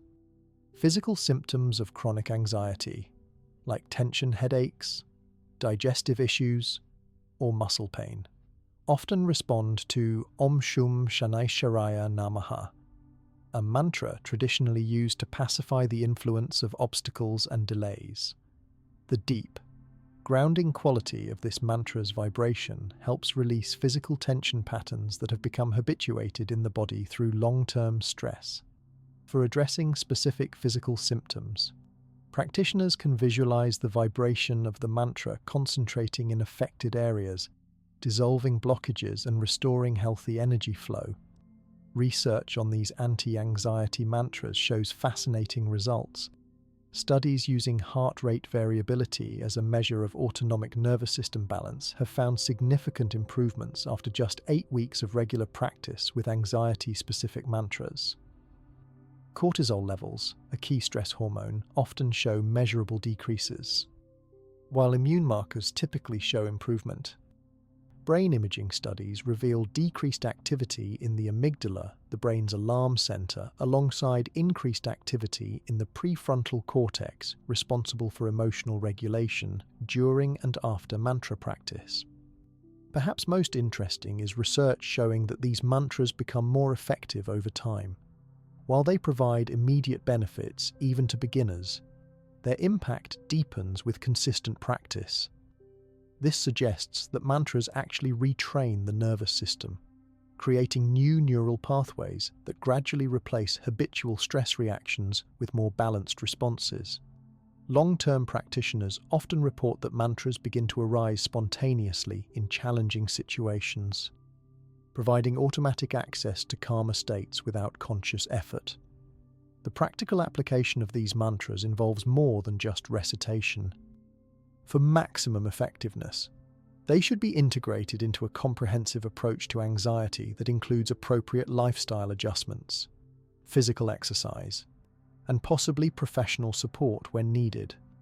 The mantras serve as powerful tools within this broader context, providing direct access to states of calm and balance that make other interventions more effective. By working simultaneously with sound, breath, and awareness, these ancient formulas offer a sophisticated approach to anxiety that addresses its physical, energetic, and mental dimensions, a truly holistic remedy for one of modern life's most common afflictions. While specific mantras can powerfully address conditions like anxiety, their effectiveness is significantly enhanced by the environment in which they're practiced. Creating a dedicated space for mantra recitation establishes a physical container that supports and amplifies the practice. This doesn't require elaborate facilities or expensive materials. Even a small corner of a room can be transformed into a sacred space that facilitates deeper engagement with healing mantras. The concept of sacred space in Buddhist traditions recognizes that our physical environment and inner state continuously influence each other. When we designate a specific area for spiritual practice, we're creating external conditions that naturally evoke more focused, receptive states of consciousness. Over time, the space itself begins to carry an energetic charge from repeated practice, making it easier to enter meditative states simply by being in that location. This creates a positive feedback loop between practitioner and environment that deepens the healing potential of mantra practice. The first consideration when creating a practice space is location. Ideally, choose a spot that feels naturally peaceful and is relatively free from disturbances. This might be a quiet corner of your bedroom, a previously unused nook, or even a repurposed closet in smaller living situations. If possible, select a location away from busy areas of your home and electronic devices that might create distraction. The space doesn't need to be large. Even a 2-foot by 3-foot area can be sufficient for seated practice. Once you've selected the location, basic cleanliness becomes the foundation. Before adding any spiritual elements, thoroughly clean the physical space. This practical action also has symbolic significance. The external cleaning represents and supports the internal purification that mantra practice facilitates. In many Buddhist traditions, Practitioners perform a cleansing ritual when establishing a new practice space, using substances like purified water or fragrant herbs to cleanse both the visible space and its subtle energy. After establishing physical cleanliness, consider the traditional elements used in Buddhist practice spaces. A small table or shelf can serve as an altar, holding items that support your practice. Traditional Buddhist altars often include representations of the body, speech, and mind of enlightenment, a statue or image, body, a text, speech, and a stupa or other symbol, mind. These don't need to be elaborate or expensive. Simple images or objects that have meaning for you are perfectly appropriate. For mantra practice specifically, including images of deities associated with the mantras you're working with can be particularly supportive. For example, if you're practicing the Medicine Buddha mantra regularly, placing an image of the Medicine Buddha in your practice space creates a visual anchor that complements the auditory experience of the mantra. The image serves as a reminder of the qualities you're invoking through the sound vibrations. Natural elements play an important role in creating a balanced practice environment. Fresh flowers represent impermanence and beauty, while also providing pleasant aromas that enhance the sensory experience. A small bowl of clean water symbolizes clarity and purity. A candle represents the light of awareness that dispels ignorance. These elements connect your practice space to the natural world and engage multiple senses, creating a more immersive environment for practice. The direction your practice space faces can influence its energy. In traditional Buddhist geomancy, east, the direction of the rising sun, is often considered auspicious for new beginnings and spiritual awakening, if possible. Arrange your space so you face east when practicing. However, this isn't a rigid requirement. More important is finding a direction that feels naturally comfortable and supportive for your practice. Sound quality deserves special attention for mantra practice. If possible, choose a location with good acoustic properties, not too much echo or sound absorption. Some practitioners add specific elements to enhance sound quality, such as wood panels that create natural resonance or fabric drapes that reduce harsh echoes. Even in simple settings, being mindful of how sound travels in your practice space can help maximize the vibrational benefits of mantra recitation. Establishing clear boundaries for your practice space helps maintain its special quality.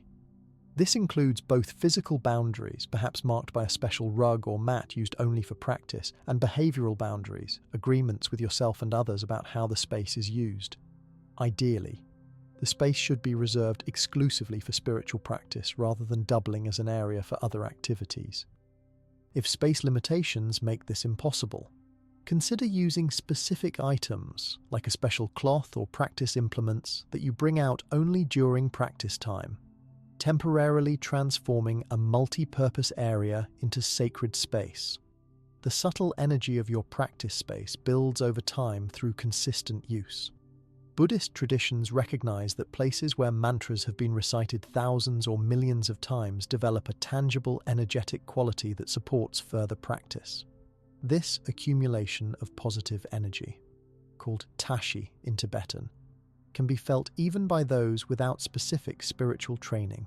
It's the quality that makes certain temples and meditation halls feel noticeably peaceful as soon as you enter them. Your personal practice space gradually develops this quality through regular use, becoming increasingly supportive of deep states of awareness. Regular maintenance of your practice space is both practical and symbolic. Dusting altar items, refreshing water offerings, replacing wilted flowers, and keeping the area physically clean are practical actions that also represent ongoing attention to your spiritual path. Many practitioners begin each session with a brief cleaning or straightening of their practice space, using this activity as a transition from everyday awareness to more focused attention. For those living in shared spaces where a permanent practice area isn't possible, portable sacred space offers an alternative. A special cloth that's unfolded only during practice time, a small box containing meaningful objects that can be set up temporarily, or even a digital image used as a focus point can create a temporary but effective practice environment.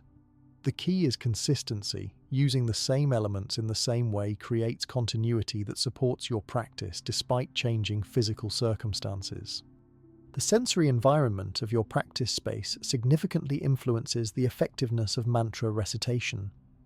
Traditional Buddhist practice spaces often include specific scents through the use of incense or essential oils. Certain aromas like sandalwood, lotus, dot, or juniper have been used for centuries to create atmospheres conducive to meditation. Even using the same subtle scent each time you practice creates a powerful anchor for your awareness, helping the mind quickly recognize that it's time for practice. Lighting deserves careful consideration. Natural light is generally preferable, but should be indirect rather than harsh, if practicing during darker hours. Soft lighting from candles or warm electric lights creates a more supportive atmosphere than bright overhead lighting. The subtle flickering of candle flame can actually help induce meditative states by gently capturing visual attention without requiring focused concentration. Temperature comfort ensures your practice isn't disrupted by physical discomfort. The space should be neither too warm, which can induce sleepiness, nor too cold, which can create tension and distraction. Having a special shawl or blanket reserved for practice helps manage temperature while also marking the transition into practice time. As your practice deepens, your sacred space naturally evolves to reflect and support your growing experience. What begins as a simple meditation corner might gradually incorporate new elements that correspond to insights or aspects of practice that have become important to you. This organic evolution creates a space that's deeply personal while still connected to traditional principles of sacred environment. Through thoughtful creation and maintenance of such a space, you establish external conditions that naturally evoke the internal states most conducive to effective, transformative mantra practice. The careful creation of a sacred practice space naturally leads us to consider what specific practices might be most effective within that environment. While all the mantras we've discussed offer powerful benefits, some Buddhist traditions consider the Vajrasattva purification practice to be among the most essential and transformative. And this 100-syllable mantra represents one of Buddhism's most comprehensive methods for addressing negative karma, the accumulated effects of harmful actions that continue to influence our present experience. Vajrasattva, whose name means diamond being dot, represents the purification aspect of enlightened mind. In Tibetan Buddhist iconography, he's depicted as luminous white in color, seated in meditation posture, holding a vajra, ritual scepter representing method and compassion, at his heart, and a bell, representing wisdom, at his hip. His form embodies the perfect union of method and wisdom required for complete transformation of negative patterns. The brilliant white color symbolizes his power to purify even the most deeply ingrained negativity, leaving the mind clear and unblemished like a flawless diamond. The Vajrasattva mantra is especially notable for its length and complexity. While many mantras consist of a few syllables repeated many times, the full Vajrasattva mantra contains 100 syllables, each with precise significance. This elaborate structure allows the mantra to address multiple dimensions of purification simultaneously, creating a comprehensive approach to transformation. Tarsim. A shorter, simplified version consisting of 14 syllables is also commonly practiced. Om Vajrasattva Hum. Pandasi War. What makes the Vajrasattva practice particularly powerful is its integration of sound, visualization, dot, and psychological elements. Practitioners typically visualize Vajrasattva seated above their head, representing that purification comes from a higher level of consciousness than ordinary mind, radiating brilliant white light.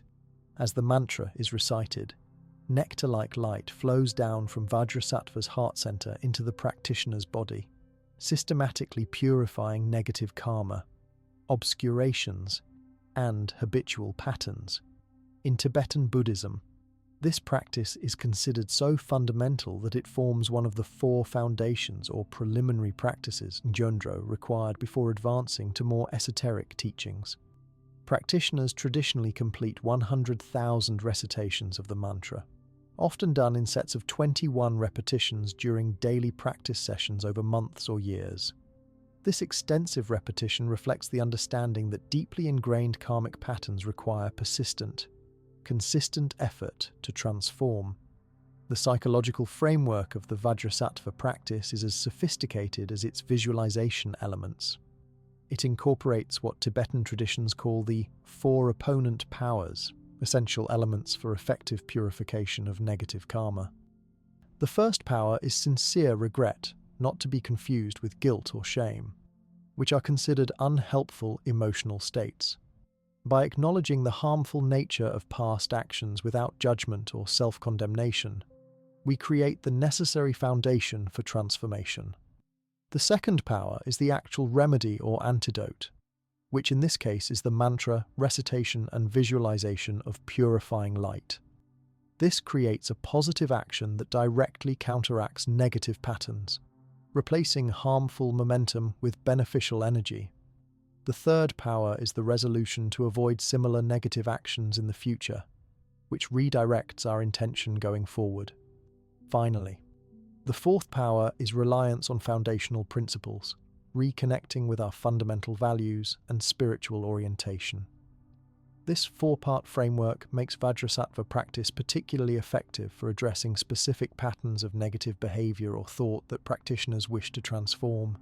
Unlike general purification practices, the Vajrasattva mantra can be directed toward particular issues by bringing them consciously to mind during the acknowledgement phase, then visualizing the purifying light, specifically dissolving those patterns during the remedy phase. This focused application makes it especially valuable for working with addiction recovery, harmful relationship patterns, or persistent negative self-concepts. The effects of regular Vajrasattva practice often extend beyond the specific issues initially addressed. Practitioners commonly report a lightening of overall emotional burden, as though years of accumulated psychological weight have been lifted. Many describe improved sleep, reduced anxiety, and a growing sense of possibility and renewal. On a subtler level, the practice seems to dissolve the rigid self-concepts that maintain negative patterns, creating greater flexibility and capacity for change. For those working through trauma or serious psychological challenges, Vajrasattva practice can serve as a valuable complement to appropriate therapeutic support. The visualization of purifying light flowing through the body provides a non-verbal, somatic approach to processing difficult experiences that might be challenging to address through talk therapy alone. The rhythmic recitation of the mantra helps regulate the nervous system, creating safety and stability during the exploration of challenging material. While traditionally performed in formal meditation sessions, elements of Vajrasattva practice can be adapted for use in daily life. When noticing negative thought patterns or after acting unskillfully, a brief visualization of purifying light accompanied by a few repetitions of the short-form mantra can interrupt the cycle of negativity and self-judgment. This spot-cleaning approach allows for immediate application of the practice when needed, complementing longer formal sessions. The Vajrasattva practice offers a particularly valuable approach to working with guilt and shame, emotional states that often perpetuate rather than resolve negative patterns. By providing a structured method for acknowledging harmful actions without becoming identified with them, the practice helps distinguish between the action and the actor. This crucial distinction allows for genuine transformation rather than merely layering self-punishment over existing negative patterns. From a neurological perspective, the comprehensive nature of Vajrasattva practice, engaging multiple sensory channels through sound, visualization, emotional processing, and intention appears to enhance neuroplasticity, the brain's ability to form new connections. Research on contemplative practices suggests that such multimodal approaches are particularly effective at rewiring deeply ingrained neural pathways. offering a possible scientific explanation for the practice's traditional reputation for transforming even very stubborn karmic patterns. While particularly emphasized in Tibetan Buddhism, the principles of the Vajrasattva purification practice appear in various forms across different Buddhist traditions, reflecting a widespread recognition of our need for methods to address the lingering effects of harmful actions. The specific form of the practice may vary, but the essential elements, acknowledgement, remedy, resolution, and reconnection with fundamental values, represent a universal framework for genuine transformation of negative patterns. As powerful as the Vajrasattva mantra itself may be, much of its effectiveness derives from the detailed visualizations that accompany it. This highlights a broader principle found throughout Buddhist mantra practice: the central role of visualization in activating and directing the mantra's transformative potential. The science of visualization in Buddhist mantras represents a sophisticated understanding of how imagery and sound can work together to create changes in consciousness that mere concepts cannot achieve. Visualization in mantra practice isn't simply a matter of passive imagination, but involves the active generation of precise mental images that engage multiple sensory channels.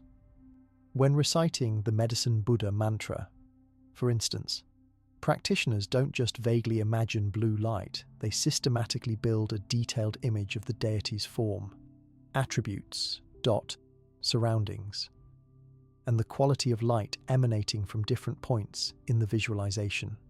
This level of detail engages brain networks associated with both perception and creation, activating regions not typically involved in abstract thought.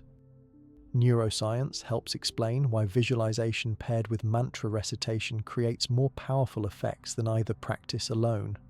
When we visualize, we activate many of the same neural networks involved in actual perception. Brain imaging studies show that mentally visualizing an apple activates much of the same visual cortex as actually seeing one. When this visual activation is combined with the auditory stimulation of mantra recitation, multiple brain regions become synchronized in a process neuroscientists call cross-modal integration. The precision of Buddhist visualization practices reflects an understanding of this neural integration. Traditional texts often describe visualizations with extraordinary detail, specifying exact colors, proportions, ornaments, expressions, and positions of deities or other visualization objects. This precision isn't arbitrary, but designed to activate specific neural patterns associated with particular qualities or states of consciousness. Color plays an especially important role in Buddhist visualization science. Different colors are understood to resonate with specific emotional and energetic states. Blue visualizations, like those used with the Medicine Buddha, typically have cooling, calming effects and help reduce inflammation and agitation. Red visualizations, often used with deities like red Tara, tend to be more energizing and warming, beneficial for conditions involving stagnation or deficiency. Green visualizations, as with green Tara, balance and harmonize, particularly effective for nervous system regulation. These color associations aren't merely symbolic, but appear to create measurable physiological effects. Research on color psychology shows that exposure to different colors can influence heart rate, blood pressure, and hormonal secretion. When actively visualized during mantra practice, these effects may be even more pronounced because the practitioner is generating the color experience internally rather than passively receiving it from the environment. The sequential nature of Buddhist visualizations also reflects sophisticated psychological understanding. Many practices begin with simpler elements that establish basic stability and focus before progressing to more complex imagery. This graduated approach prevents overwhelm while systematically building the neural networks needed for more advanced practice. Beginning practitioners might start with simple color or light visualizations, gradually adding detail as their visualization capacity strengthens. Location within the body is another crucial aspect of visualization science. Different mantras are often visualized as resonating in or affecting specific parts of the body based on their healing function. Heart-centered visualizations tend to work with emotional patterns and circulation, while throat visualizations address communication and expression. Crown visualizations often relate to connection with higher consciousness, while lower body visualizations typically ground energy or address survival needs. This mapping of visualization locations to specific functions reflects an intuitive understanding of embodied consciousness that modern somatic psychology has only recently begun to scientifically validate. The relationship between visualization ability and mantra effectiveness presents an interesting question. Some people naturally visualize with vivid, detailed imagery, while others have more abstract, conceptual mental processes. Buddhist traditions acknowledge these differences and offer various approaches to accommodate them. For those who struggle with vivid visualization, feeling the qualities represented by the imagery may be emphasized over seeing them. For example, rather than straining to visualize blue light, one might focus on feeling the cool, calming qualities associated with that light while reciting the mantra. Research on mental imagery suggests that visualization abilities can be developed with practice, similar to strengthening a muscle, beginning with simple, single-element visualizations and gradually adding complexity helps build this capacity over time. The combination with mantra is particularly helpful because the sound provides an anchor for attention while visualization skills develop. The rhythmic nature of mantra recitation also helps stabilize visualization, preventing the imagery from constantly shifting or dissolving, as often happens in untrained visualization attempts. The science of visualization extends to the dissolution phase as well. Many Buddhist visualization practices conclude with the imagery gradually dissolving into light, which then merges with the practitioner. This dissolution process isn't merely a way to end the practice, but serves important psychological and neurological functions. It helps prevent attachment to the visualization itself, which would defeat the purpose of transcending ordinary conceptual thinking while integrating the qualities embodied by the deity or visualization object into one's own consciousness.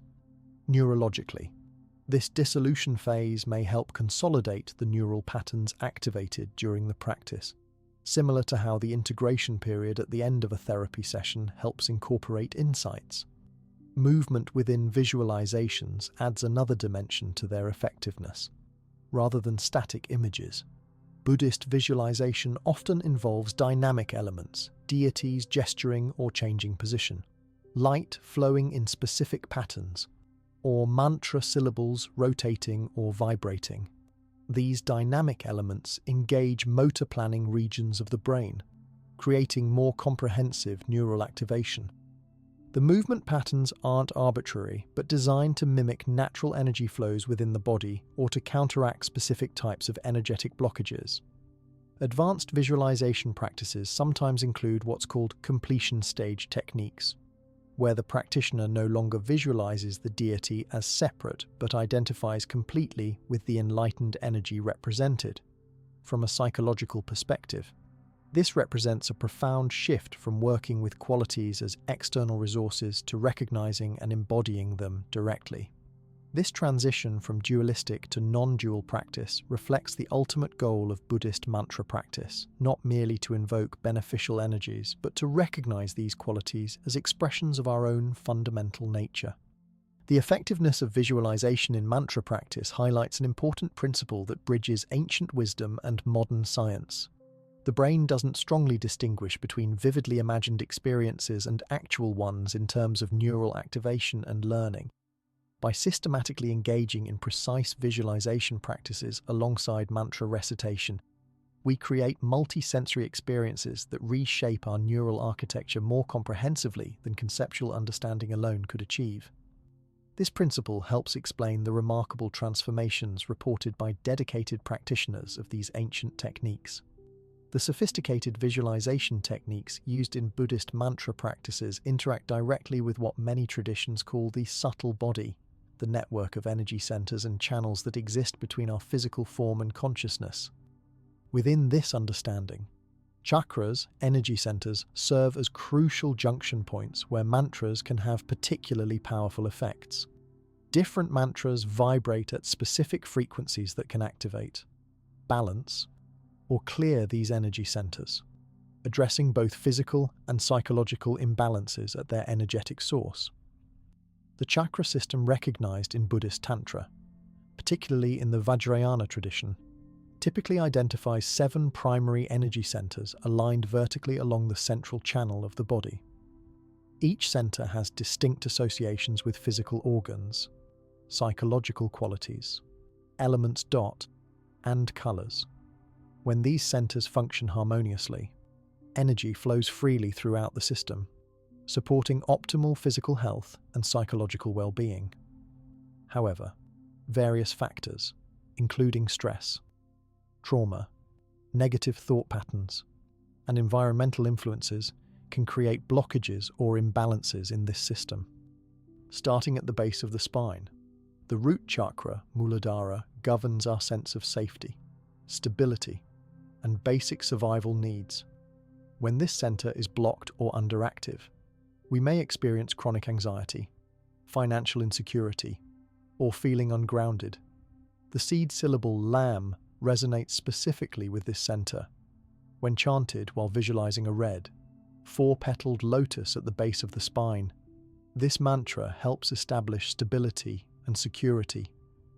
People struggling with anxiety disorders, housing or financial insecurity, or recovery from trauma often benefit from focused work with this mantra, as it helps restore the fundamental sense of safety needed for higher functions to operate properly. Moving upward, the sacral chakra, Svadhisthana, located in the lower abdomen, governs creativity, pleasure, and healthy emotional flow. Blockages here often manifest as emotional numbness, creative blocks, or issues with physical pleasure and sexuality. The mantra VAM creates vibrations that specifically resonate with this center. Practitioners visualize an orange, 6-petaled lotus while reciting this syllable, feeling its vibration dissolving stagnation and restoring healthy emotional and creative expression. This practice proves particularly helpful for those recovering from emotional trauma, artists experiencing creative blocks, or individuals working through sexual dysfunction. The solar plexus chakra, Manipura, at the upper abdomen relates to personal power, confidence, and sense of self. Imbalances here can appear as either excessive controlling tendencies or, conversely, a lack of self-assertion and poor boundaries.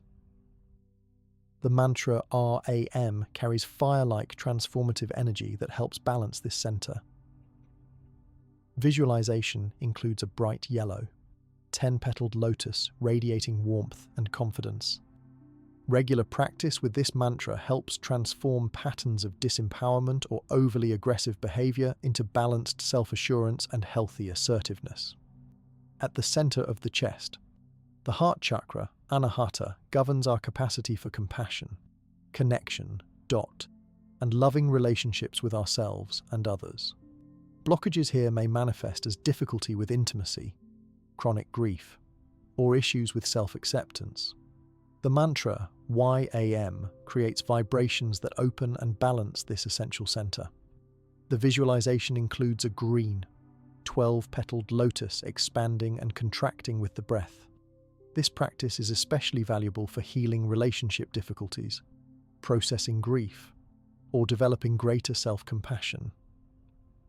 Many practitioners report that regular work with this mantra gradually dissolves the protective barriers they've built around their hearts, allowing for deeper connection while maintaining healthy boundaries.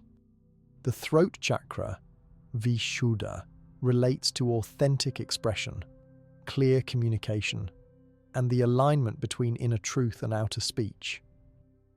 When blocked, we may struggle to speak our truth, express creativity vocally, or communicate effectively.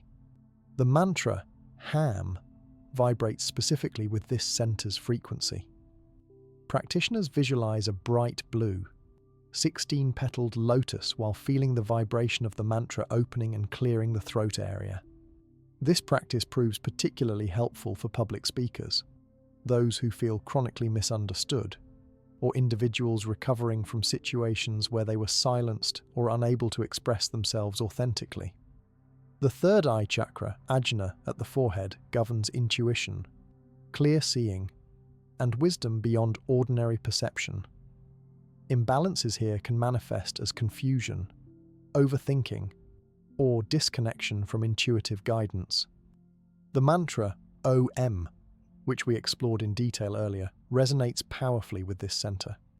The visualization includes an indigo, two-petaled lotus opening to receive higher wisdom.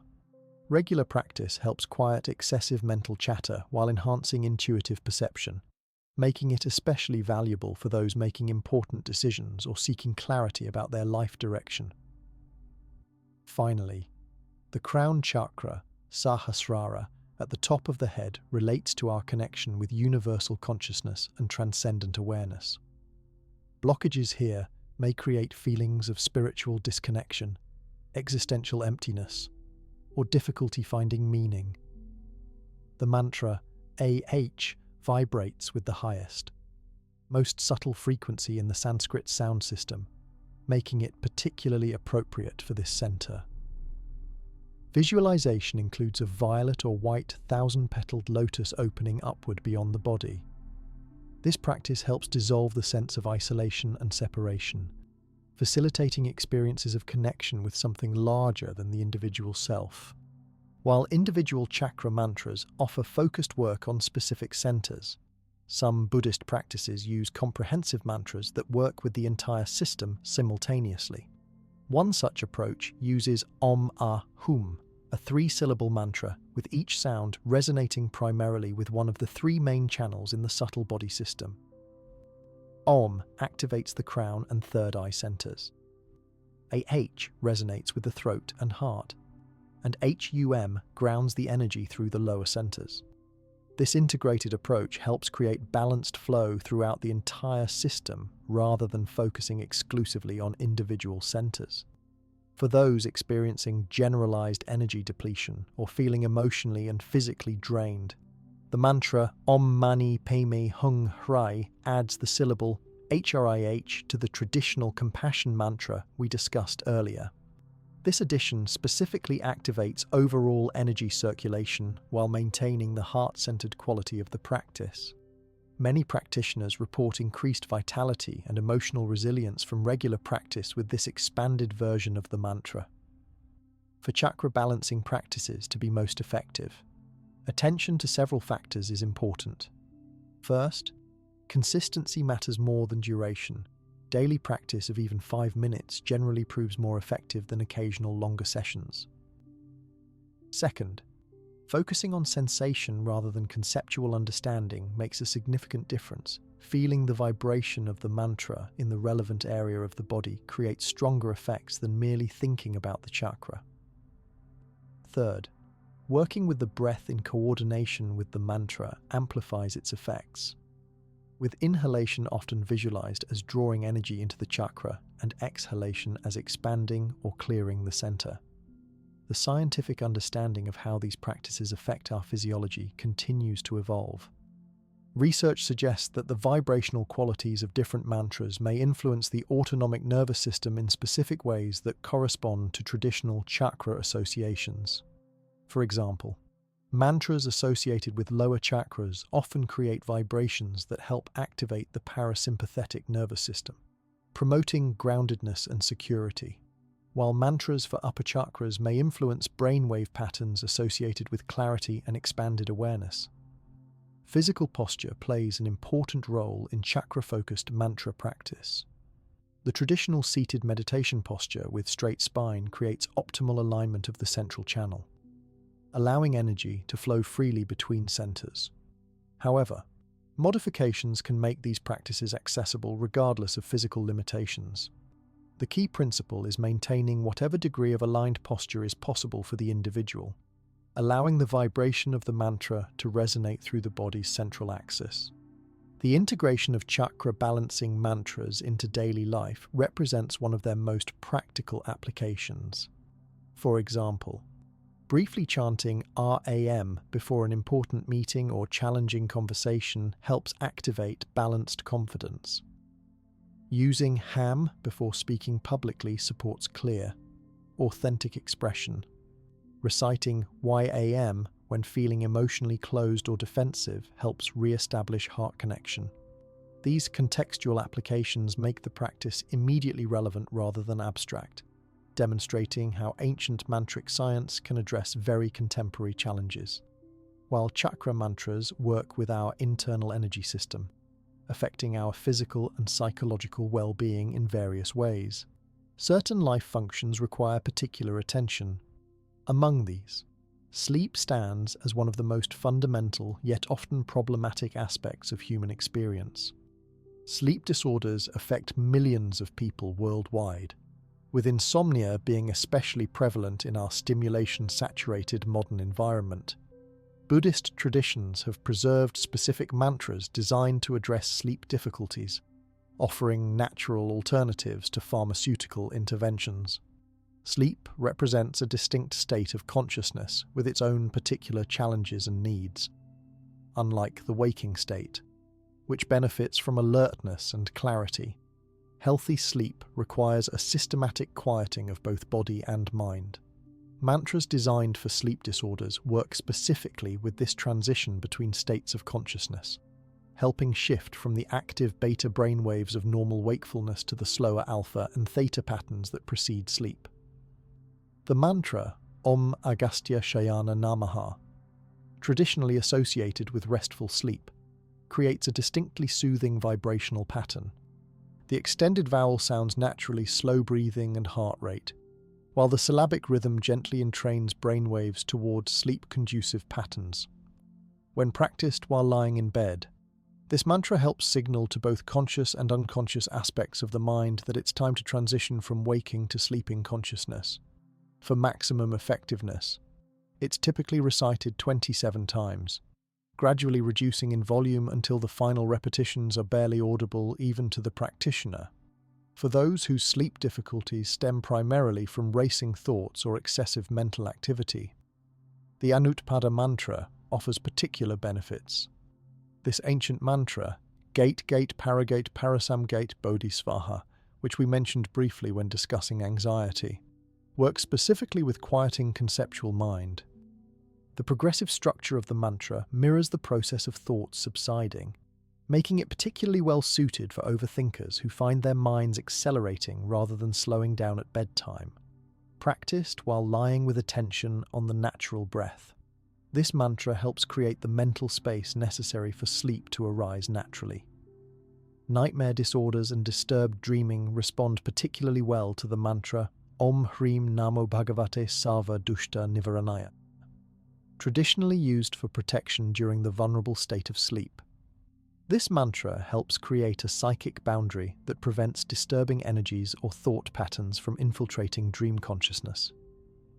For those with chronic nightmare issues, practice with this mantra before sleep, combined with a visualization of protective blue light surrounding the sleep space, often reduces both frequency and intensity of disturbing dreams. For sleep disruptions related to physical discomfort or restlessness, the Medicine Buddha mantra we explored earlier offers an excellent option.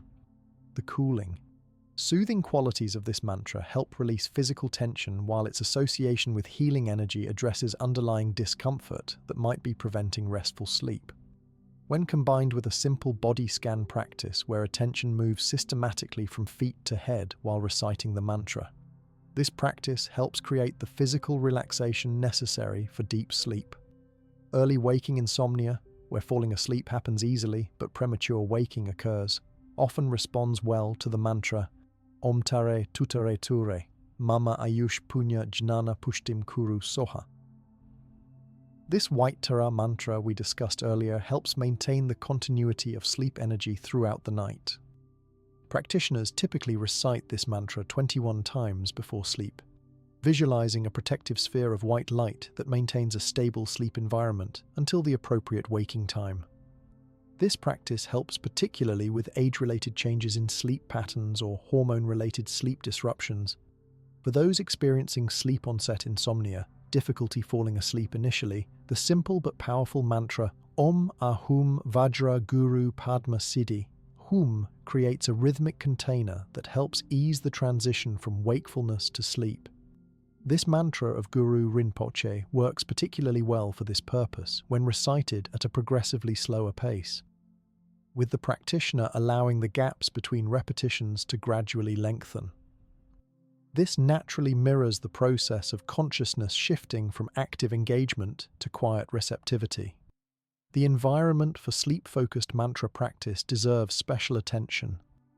Unlike daytime mantra practice, which benefits from alert posture, sleep mantras are most effective when practiced in the position you actually sleep in, creating direct association between the practice and the desired state. Minimal lighting, comfortable temperature, and removal of electronic devices further support the effectiveness of sleep mantras. Some practitioners find that recording their own voice reciting sleep mantras at progressively softer volumes creates a helpful tool for particularly difficult nights. Timing also plays a crucial role in sleep mantra effectiveness. Beginning practice about 30 minutes before intended sleep time allows for gradual transition rather than expecting immediate results. This timing recognizes that sleep cannot be forced but rather invited through creating appropriate conditions. Regular practice at consistent times helps establish stronger patterns, as the body and mind learn to associate specific mantras with the transition to sleep. For those with chronic insomnia, combining mantra practice with sleep hygiene principles amplifies effectiveness.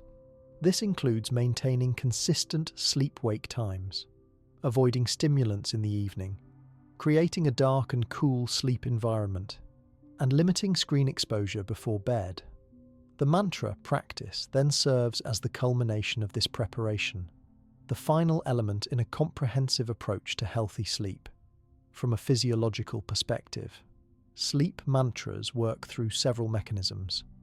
The rhythmic nature of recitation helps regulate and slow breathing patterns, activating the parasympathetic nervous system responsible for rest and recovery. The focused attention required, even though gentle, helps interrupt the cycle of rumination and planning that keeps many insomniacs awake. The specific vibrations of certain syllables may directly affect brainwave patterns, facilitating the transition from beta to alpha and theta states necessary for sleep onset. The psychological benefits extend beyond improved sleep itself. Many practitioners report that regular use of sleep mantras reduces sleep anxiety, the fear of not being able to sleep that often perpetuates insomnia. By providing a structured practice that replaces worried monitoring of sleep status, mantras help break the cycle of performance anxiety that makes insomnia self-reinforcing. This represents perhaps one of the most valuable aspects of sleep mantras. They transform the approach to sleep from desperate grasping to gentle invitation, creating conditions where natural sleep can emerge without force or frustration. Sleep mantras provide powerful tools for addressing one of our most fundamental needs. But their effectiveness, like all mantras, can be significantly enhanced through the use of traditional practice aids. One of the most important tools in Buddhist mantra practice is the mala, a string of beads used to count recitations while simultaneously providing tactile support for maintaining focus. These sacred counting devices have been used by practitioners for thousands of years, creating a physical anchor for attention that complements the auditory focus of the mantra itself. A traditional Buddhist mala consists of 108 beads plus one additional guru bead that marks the beginning and end of a complete cycle. This number wasn't chosen arbitrarily. The symbolism of 108 appears throughout Buddhist traditions, representing the 108 defilements to be overcome or the 108 qualities of awakened mind to be realized. From a practical perspective, this standardized number creates a consistent measurement for practice commitments, with practitioners often setting goals like 3 malas daily, 324 repetitions, or larger commitments like 100,000 mantras, approximately 926 complete mala cycles. The materials used for malas aren't merely decorative, but carry specific energetic properties that can enhance particular mantra practices. Traditionally, practitioners select materials aligned with their specific practice intentions. Rudraksha seeds, with their naturally occurring grooves, have long been prized for spiritual practice due to their reputed electromagnetic properties that enhance meditative states. These reddish-brown seeds from the Elaeocarpus ganitris tree are particularly recommended for transformative practices like the Vajrasattva purification mantra we discussed earlier. For healing practices like the Medicine Buddha mantra, materials with specific therapeutic associations are often recommended. Lapis lazuli, the same deep blue color associated with the Medicine Buddha himself, helps amplify healing intentions. Jade, valued in many Asian healing traditions, supports balanced energy and recovery. Crystal quartz is known for its amplifying properties, making it suitable for practices where clarity and magnification of energy are desired. Sandalwood, with its naturally calming scent, supports peaceful states conducive to practices for mental tranquility. The proper way to handle a mala reflects both practical wisdom and symbolic significance. Traditionally, the mala is held in the right hand, draped over the middle finger. The beads are moved one by one using the thumb, pulling them toward you rather than pushing away. The index finger, associated with ego or individual identity in some traditions, doesn't touch the mala at all, symbolizing the transcendence of self-centered motivations in spiritual practice. Each bead receives one complete mantra recitation, creating a steady, measured pace that prevents rushing. When reaching the guru bead at the completion of a full circuit, practitioners don't cross over it, but instead reverse direction. This pause at the guru bead serves several important functions. It provides a moment to reset attention if the mind has wandered, creates space to dedicate the merit of the practice to all beings, and honors the lineage of transmission through which the practice has been preserved and passed down. Beyond these technical aspects, the relationship between practitioner and mala often develops special significance over time. A mala used regularly for a specific practice gradually becomes imprinted with the energy of thousands of mantra recitations. Many practitioners report that their malas seem to carry a tangible charge after extended use, sometimes even feeling warm to the touch or subtly vibrating when held. This accumulated energy makes the mala itself a support for practice. Simply holding a well-used mala can help re-establish the mental and energetic state associated with the mantra. This phenomenon has neurological support. The brain creates associations between physical objects and repeated states of consciousness. So a mala consistently used during peaceful, focused states becomes a powerful anchor that can help re-establish those states even before mantra recitation begins.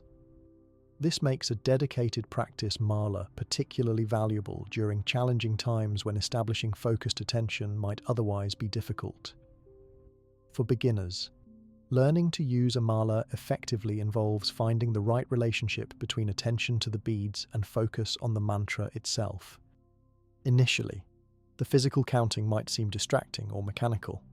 With practice, however, the movement between beads becomes automatic while simultaneously providing just enough tactile engagement to help prevent mind wandering. This creates an ideal balance where the conscious mind remains engaged with the mantra while the hands maintain the count without requiring detailed attention. The pace of movement through the mala significantly affects the quality of practice. Moving too quickly turns recitation into a mechanical race to finish, while excessive slowness can lead to dullness or spacing out between beads. Most experienced practitioners find a natural rhythm where each bead receives one complete, mindful recitation, with the physical movement to the next bead creating a subtle pause that helps maintain clarity and presence. For specific healing applications, practitioners sometimes use malas made of materials associated with particular therapeutic effects. For immune support, malas of Tulsi holy basil beads might be selected. For grounding and protection, black tourmaline or obsidian serves well. For heart healing and emotional balance, rose quartz supports the practice intention. This alignment between material properties and healing goals creates coherence between the physical tool and the energetic purpose of the practice. Some traditions recommend purifying and empowering a new mala before beginning practice. This might involve exposing the mala to sunlight or moonlight, passing it through incense smoke, or having it blessed by a teacher. These preparations help establish the mala as a dedicated spiritual tool rather than merely decorative jewelry. Similarly, practitioners are advised to treat their malas with respect, not leaving them on the floor, wearing them casually as accessories, or allowing others to handle them unnecessarily. For intensive practice periods, some practitioners use shorter wrist malas of 27 beads, 1/4 of a full mala, for tracking within larger counting requirements, or for situations where a full mala would be impractical. These smaller tools maintain the same principles of mindful counting while being more portable and less conspicuous in public settings. Some practitioners keep a wrist mala with them throughout the day, using momentary opportunities like waiting in line or sitting in traffic to accumulate additional mantra recitations. Digital counters and mala apps have emerged as contemporary alternatives, especially for practitioners completing large numbers of mantras. While these modern tools can accurately track large numbers, many teachers still recommend using traditional physical malas for the primary practice due to their tactile benefits and the absence of electronic distractions. The tangible connection with beads that have been touched by countless practitioners over centuries creates a sense of continuity that digital alternatives cannot replicate. The gentle rhythm established through mala practice, recite, move a bead, recite, move a bead, creates what some neuroscientists call a flow state, where attention becomes naturally absorbed in the activity without requiring strenuous concentration. This state of engaged yet relaxed attention represents an ideal condition for the mantra's transformative effects to take root in both conscious and unconscious aspects of the mind. The physical support of the mala helps maintain this flow even during longer practice sessions when mental fatigue might otherwise interrupt the continuity of attention. While mantras and malas provide powerful tools for formal practice sessions, their benefits extend far beyond dedicated meditation periods.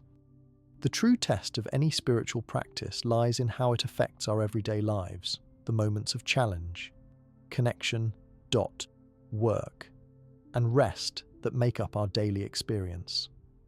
Integrating mantras into ordinary activities transforms them from occasional interventions into constant companions, creating a bridge between formal practice and everyday awareness. This integration represents one of the most practical applications of Buddhist mantra wisdom in contemporary life. The concept of mindfulness, present moment awareness without judgment, has gained tremendous popularity in recent years, often stripped of its Buddhist origins. Yet when reunited with mantra practice, mindfulness gains a powerful ally that helps anchor awareness in the present moment through the vehicle of sacred sound. Rather than seeing mantras as separate from mindfulness practice, we can recognize them as complementary approaches that strengthen each other when skillfully combined. One of the simplest ways to integrate mantras into daily life involves identifying routine activities that can serve as mantra moments. Morning routines like showering, brushing teeth, or preparing breakfast offer perfect opportunities for silent mantra recitation. The repetitive nature of these activities complements the rhythmic quality of mantras, and their predictable recurrence helps establish consistent practice habits. Starting the day with mantras during these ordinary activities helps set a mindful tone that can carry through subsequent hours. Walking provides another ideal opportunity for mantra practice. The natural rhythm of footsteps creates a perfect foundation for synchronizing mantra recitation. A practitioner might coordinate Om Mani Padme Hum with their walking pace, completing one recitation every 4 steps. This transforms an ordinary walk to the store, a commute from the parking lot, or an evening stroll into valuable practice time while simultaneously enhancing the quality of the walking itself, making it more mindful and present. Waiting times, often sources of frustration in modern life, become valuable practice opportunities when filled with mantras. Whether waiting in line at a store, sitting in a doctor's office, or stuck in traffic, These previously wasted minutes can be reclaimed as practice time. Silent mantra recitation during these periods not only accumulates beneficial practice, but also transforms the waiting experience itself from annoying delay to welcome opportunity. Many practitioners discover that their relationship with waiting fundamentally changes through this approach. For those working in helping professions like healthcare, education, or counseling, silent mantra recitation between clients or patients creates a moment of renewal and recentering. A nurse might mentally recite the Medicine Buddha mantra while washing hands between patient visits. A therapist could use the compassion mantra before welcoming the next client. A teacher might use Manjushri's wisdom mantra, Om Ara Patsana Di, while students work independently. These brief practice moments help prevent burnout while bringing greater presence to each subsequent interaction. Challenging emotional situations offer especially valuable opportunities for mantra practice. When feeling anger arise during a difficult conversation, silently reciting a compassion mantra creates space between the trigger and the reaction, allowing for more skillful responses. When anxiety spikes before a presentation, Green Tara's mantra can help restore calm and confidence. These emergency mantras work as pattern interrupts, breaking the automatic cycle of emotional reactivity before it fully escalates. Many practitioners develop what might be called a mantra of response, a specific mantra they use whenever particular emotional triggers arise. For instance, someone might choose to recite Om Mani Padme Hum whenever they notice jealousy arising, or Om Tare Tutare Ture Soha when fear appears. This consistent pairing of specific mantras with specific emotions creates powerful new neural pathways over time, gradually transforming habitual emotional reactions into opportunities for awareness and positive transformation. Transitions between activities offer natural opportunities for brief mantra practice that helps create clearer boundaries in a busy schedule. Before checking email, a short recitation of a wisdom mantra can establish discernment and clarity. Before eating, a gratitude-oriented mantra helps bring mindfulness to the meal. Before sleep, a peaceful mantra creates appropriate conditions for rest. These transitional moments, when strung together throughout the day, create a continuous thread of practice that connects otherwise fragmented activities. Electronic devices, often considered enemies of mindfulness, can be transformed into practice reminders. Some practitioners set subtle chimes on their phones to sound every hour, using this as a cue to pause for 3 mindful breaths with mantra. Others place small stickers with mantra seed syllables on their computer, car dashboard, or office wall as visual reminders to return to practice. These contemporary adaptations help bridge ancient practices with modern contexts in practical ways. Household chores, often approached with resistance or boredom, become opportunities for moving meditation when paired with mantras. Sweeping, washing dishes, folding laundry, or gardening all involve repetitive movements that naturally complement mantra recitation. The mantra brings mindful presence to the activity, while the physical movement helps ground the mantra in embodied experience. Many practitioners report that chores they previously disliked become surprisingly satisfying when approached as practice opportunities. The concept of practice moments rather than practice periods helps overcome the common obstacle of not having time for spiritual practice. Even extremely busy people experience countless small gaps in their day, moments between tasks, brief pauses in conversation, times waiting for digital devices to respond. Recognizing these micro moments as practice opportunities and filling them with even 3 or 4 mantra repetitions accumulates significant practice time without requiring schedule changes. Environmental cues can be linked with specific mantras to create automatic practice reminders.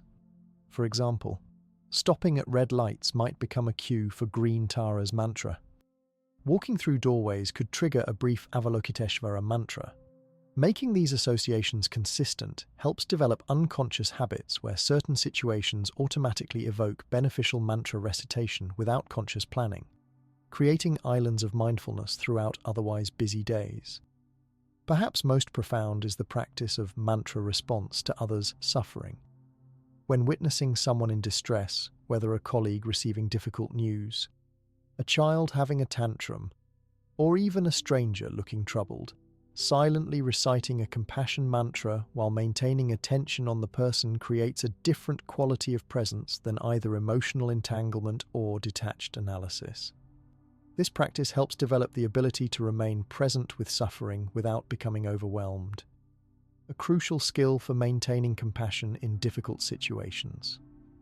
The integration of mantras into daily life doesn't replace formal seated practice, but complements it powerfully. The formal sessions provide depth and intensity, while the everyday integration creates continuity and practical application. Together, they weave sacred sound throughout the fabric of ordinary experience, gradually transforming not just dedicated practice periods, but the entirety of life into an opportunity for awakening healing presence in each moment as it arises. The integration of mantras into everyday activities creates a continuous practice that transforms ordinary moments into opportunities for mindfulness and healing. This practical approach to sacred sound has caught the attention of healthcare professionals and therapists seeking effective tools for their patients and clients. In recent decades, we've witnessed a fascinating development as mantras from Buddhist traditions have been increasingly incorporated into mainstream therapeutic contexts, creating bridges between ancient wisdom and contemporary healing modalities. This integration isn't happening in isolation. It's part of a broader recognition within healthcare that addressing the whole person, body, mind, and spirit often proves more effective than focusing solely on physical symptoms or cognitive processes. As research increasingly validates the mind-body connection, therapists and healthcare providers have become more open to incorporating practices previously considered alternative or spiritual into evidence-based treatment approaches. Mental health professionals have been particularly receptive to incorporating mantras as complementary tools for conditions like anxiety, depression, and trauma. Clinical psychologists trained in mindfulness-based cognitive therapy sometimes introduce simple mantras to help clients interrupt negative thought patterns, unlike traditional affirmations, which often feel artificial to people in distress. Mantras offer rhythmic sound patterns that work directly with the nervous system rather than trying to override existing thoughts with positive statements. One notable application has emerged in trauma therapy, where mantras provide a unique advantage. Many trauma survivors experience periods when cognitive approaches like talk therapy become overwhelming or trigger dissociation. During these challenging moments, the rhythmic, embodied nature of mantra recitation can provide grounding and regulation when other techniques fail. The sound vibration creates a sensory focus that helps bring clients back to present moment awareness without requiring them to process traumatic content directly. Therapists working with post-traumatic stress disorder have found that simple mantras like Om Mani Padme Hum or Om Shanti can serve as effective self-regulation tools for clients experiencing flashbacks or emotional flooding. The portable nature of mantras means clients can use them anywhere without special equipment or visible techniques that might feel embarrassing in public settings. This accessibility makes mantras particularly valuable as between-session resources that clients can employ independently when triggers arise in daily life. In addiction recovery settings, mantras have found application as craving management tools. When urges to use substances arise, the focused attention required for mantra recitation helps create space between impulse and action, often providing just enough distance for the craving wave to crest and dissipate without being acted upon. Recovery programs influenced by mindfulness approaches sometimes teach simplified mantras like clear mind, open heart as practical tools for navigating the challenging emotional landscape of early sobriety. Pain management represents another area where mantra integration has shown promise. Chronic pain conditions often involve complex interactions between physical sensation, emotional response, and cognitive interpretation. Mantras offer an intervention that works simultaneously on multiple levels. The vibrational quality affects physical sensation, the focused attention shifts cognitive patterns, and the rhythmic nature regulates emotional reactivity. Pain specialists sometimes incorporate mantra techniques alongside conventional treatments, particularly for patients seeking to reduce reliance on medication.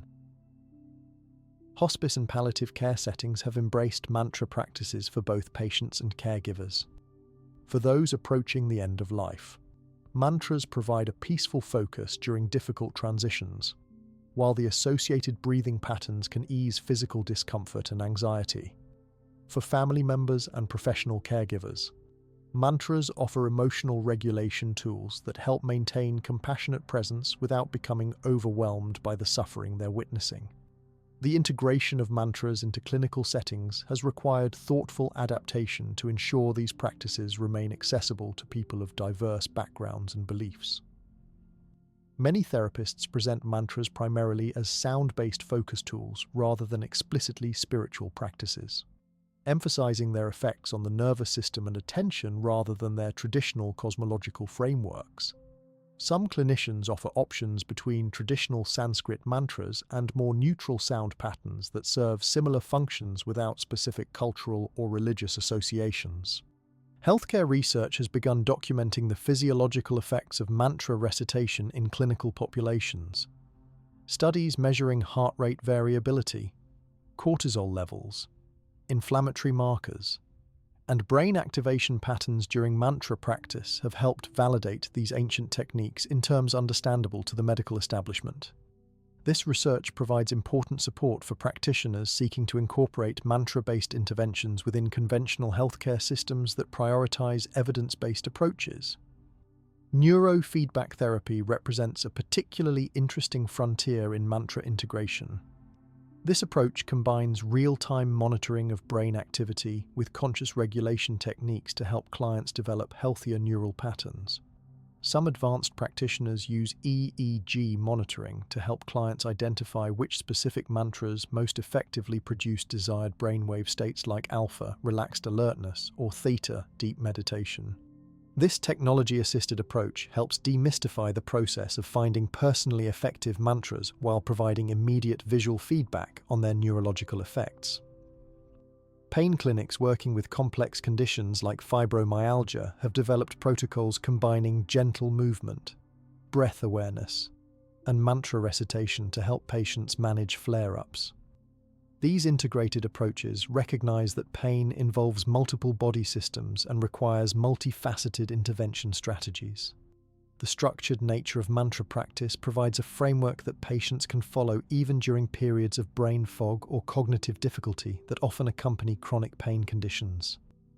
Sleep clinics working with insomnia patients sometimes incorporate the sleep-specific mantras we discussed earlier as non-pharmacological interventions. The advantage of mantra-based approaches to sleep issues lies in their self-reinforcing nature, unlike sleep medications, which often create dependence and lose effectiveness over time. Mantra practices typically become more reliable with consistent use as the brain develops stronger associations between the practice and the transition to sleep. Substance abuse treatment programs have found that mantras can help address the spiritual dimension of recovery without imposing specific religious frameworks.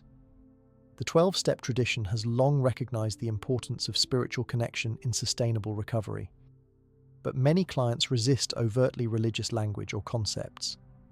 Mantra practices offer an experiential approach to transcendence and connection that participants can interpret within their own belief systems while still benefiting from the regulatory aspects of the practice. Some forward-thinking medical centers have created dedicated contemplative care departments where mantra practices are offered alongside conventional treatments for serious conditions like cancer, heart disease, and autoimmune disorders. These integrated approaches don't position mantras as alternatives to necessary medical intervention, but as complementary practices that help patients navigate the challenges of treatment while potentially supporting physical healing processes through stress reduction and immune system regulation. The adaptation of traditional practices to contemporary settings raises important questions about preservation versus innovation. Thoughtful practitioners in this field recognize the importance of acknowledging the origins of these practices while making them accessible in new contexts. Many programs that incorporate Buddhist mantras make information about their traditional contexts available to interested clients, while maintaining that such background knowledge isn't necessary for receiving practical benefits from the techniques. As research continues and clinical applications expand, the integration of mantras into contemporary therapeutic settings will likely continue evolving. The inherent flexibility of mantra practice, its adaptability to different durations, contexts, and personal needs, makes it particularly well suited for integration with diverse therapeutic approaches. This practical applicability, combined with increasing scientific validation, suggests that the ancient technology of sacred sound will continue finding new expressions in the healing professions for years to come. While the therapeutic applications of mantras continue expanding in clinical settings, we should also consider what happens when someone commits to mantra practice not just as an occasional intervention but as a consistent, long-term spiritual discipline. The transformative journey of sustained mantra practice reveals dimensions of experience and development that go far beyond the immediate benefits visible in shorter-term applications.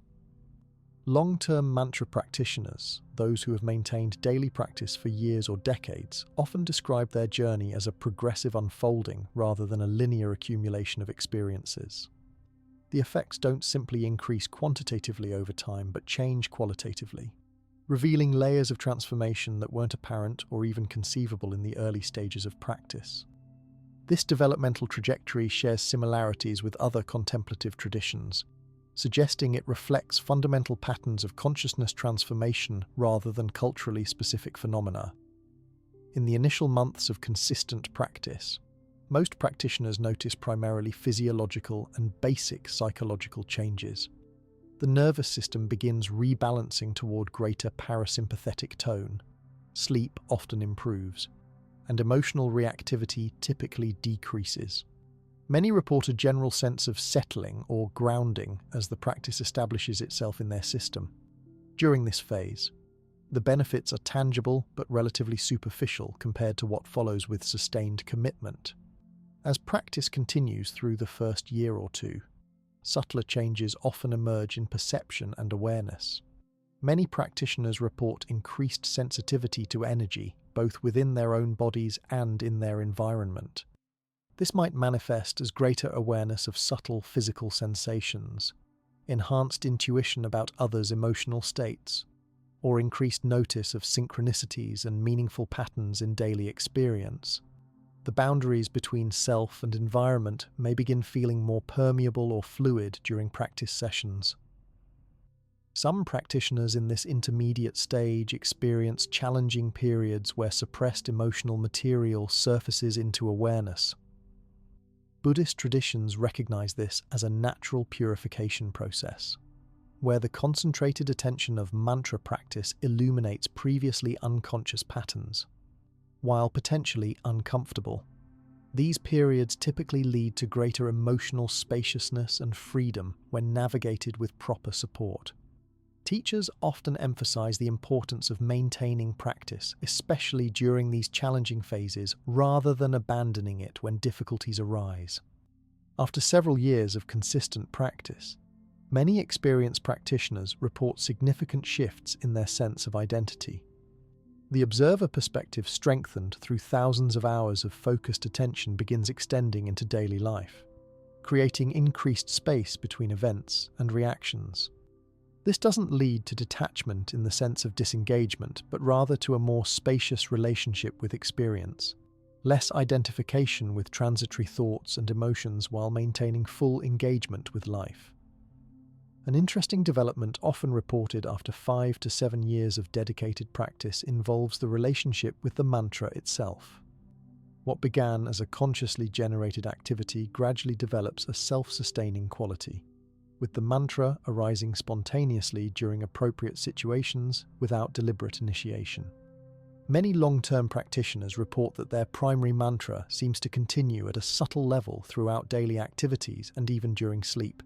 creating a continuous thread of awareness that persists through different states of consciousness. The sensory experience of mantra also typically evolves with long-term practice. In early stages, practitioners focus primarily on the auditory aspect, either vocal recitation or mental repetition of the sound. As practice deepens, many report the development of simultaneous visual and energetic dimensions, with the mantra appearing as light forms, energy patterns, or vibrations that can be perceived alongside the sound. These multidimensional experiences aren't considered hallucinations, but refinements in perception that reveal aspects of the mantra previously unavailable to awareness. One of the most significant developments in advanced practice involves the dissolution of the apparent separation between practitioner and mantra. What initially feels like a subject, the practitioner performing an action reciting the mantra, gradually transforms into a unified field of awareness in which the mantra unfolds without a sense of personal doing. This non-dual experience reflects the deeper purpose of mantra practice in Buddhist traditions, not merely to produce specific states, but to reveal the fundamental nature of mind beyond conceptual divisions. The effects of long-term practice extend beyond formal sessions into everyday perception and behavior. Many practitioners report a natural increase in compassionate response to others' suffering, not as a forced ethical position, but as a spontaneous recognition of interconnection. Decision-making often becomes more intuitive, yet simultaneously more aligned with ethical principles, as if the thousands of hours of mantra recitation have tuned the practitioner's system to naturally resonate with beneficial choices. Physical changes associated with long-term practice can be subtle but significant. Many experienced practitioners maintain robust health and mental clarity well into advanced age. While no contemplative practice guarantees freedom from illness or aging, research on long-term meditators suggests they often experience slower rates of cognitive decline, better stress recovery, and fewer inflammatory conditions than comparable populations. These benefits likely result from the cumulative effects of regular nervous system regulation combined with the psychological resilience developed through consistent practice. An intriguing aspect of long-term mantra practice involves dreams and sleep states. Many advanced practitioners report increased awareness during dreaming and deep sleep, sometimes maintaining continuity of consciousness throughout the night. The mantra may appear within dreams or serve as an anchor of awareness during sleep transitions. Some traditions specifically value this development, considering it an extension of mindfulness into states usually characterized by unconsciousness or confusion. The relationship with teachers and tradition typically evolves over years of practice as well. What might begin as dependency or idealization usually matures into a more nuanced appreciation for the lineage of transmission while simultaneously developing greater self-reliance and direct experiential understanding. Long-term practitioners often describe feeling increasingly connected to the historical stream of practitioners who maintained these practices through centuries, experiencing a sense of participation in something that transcends individual identity or contemporary culture.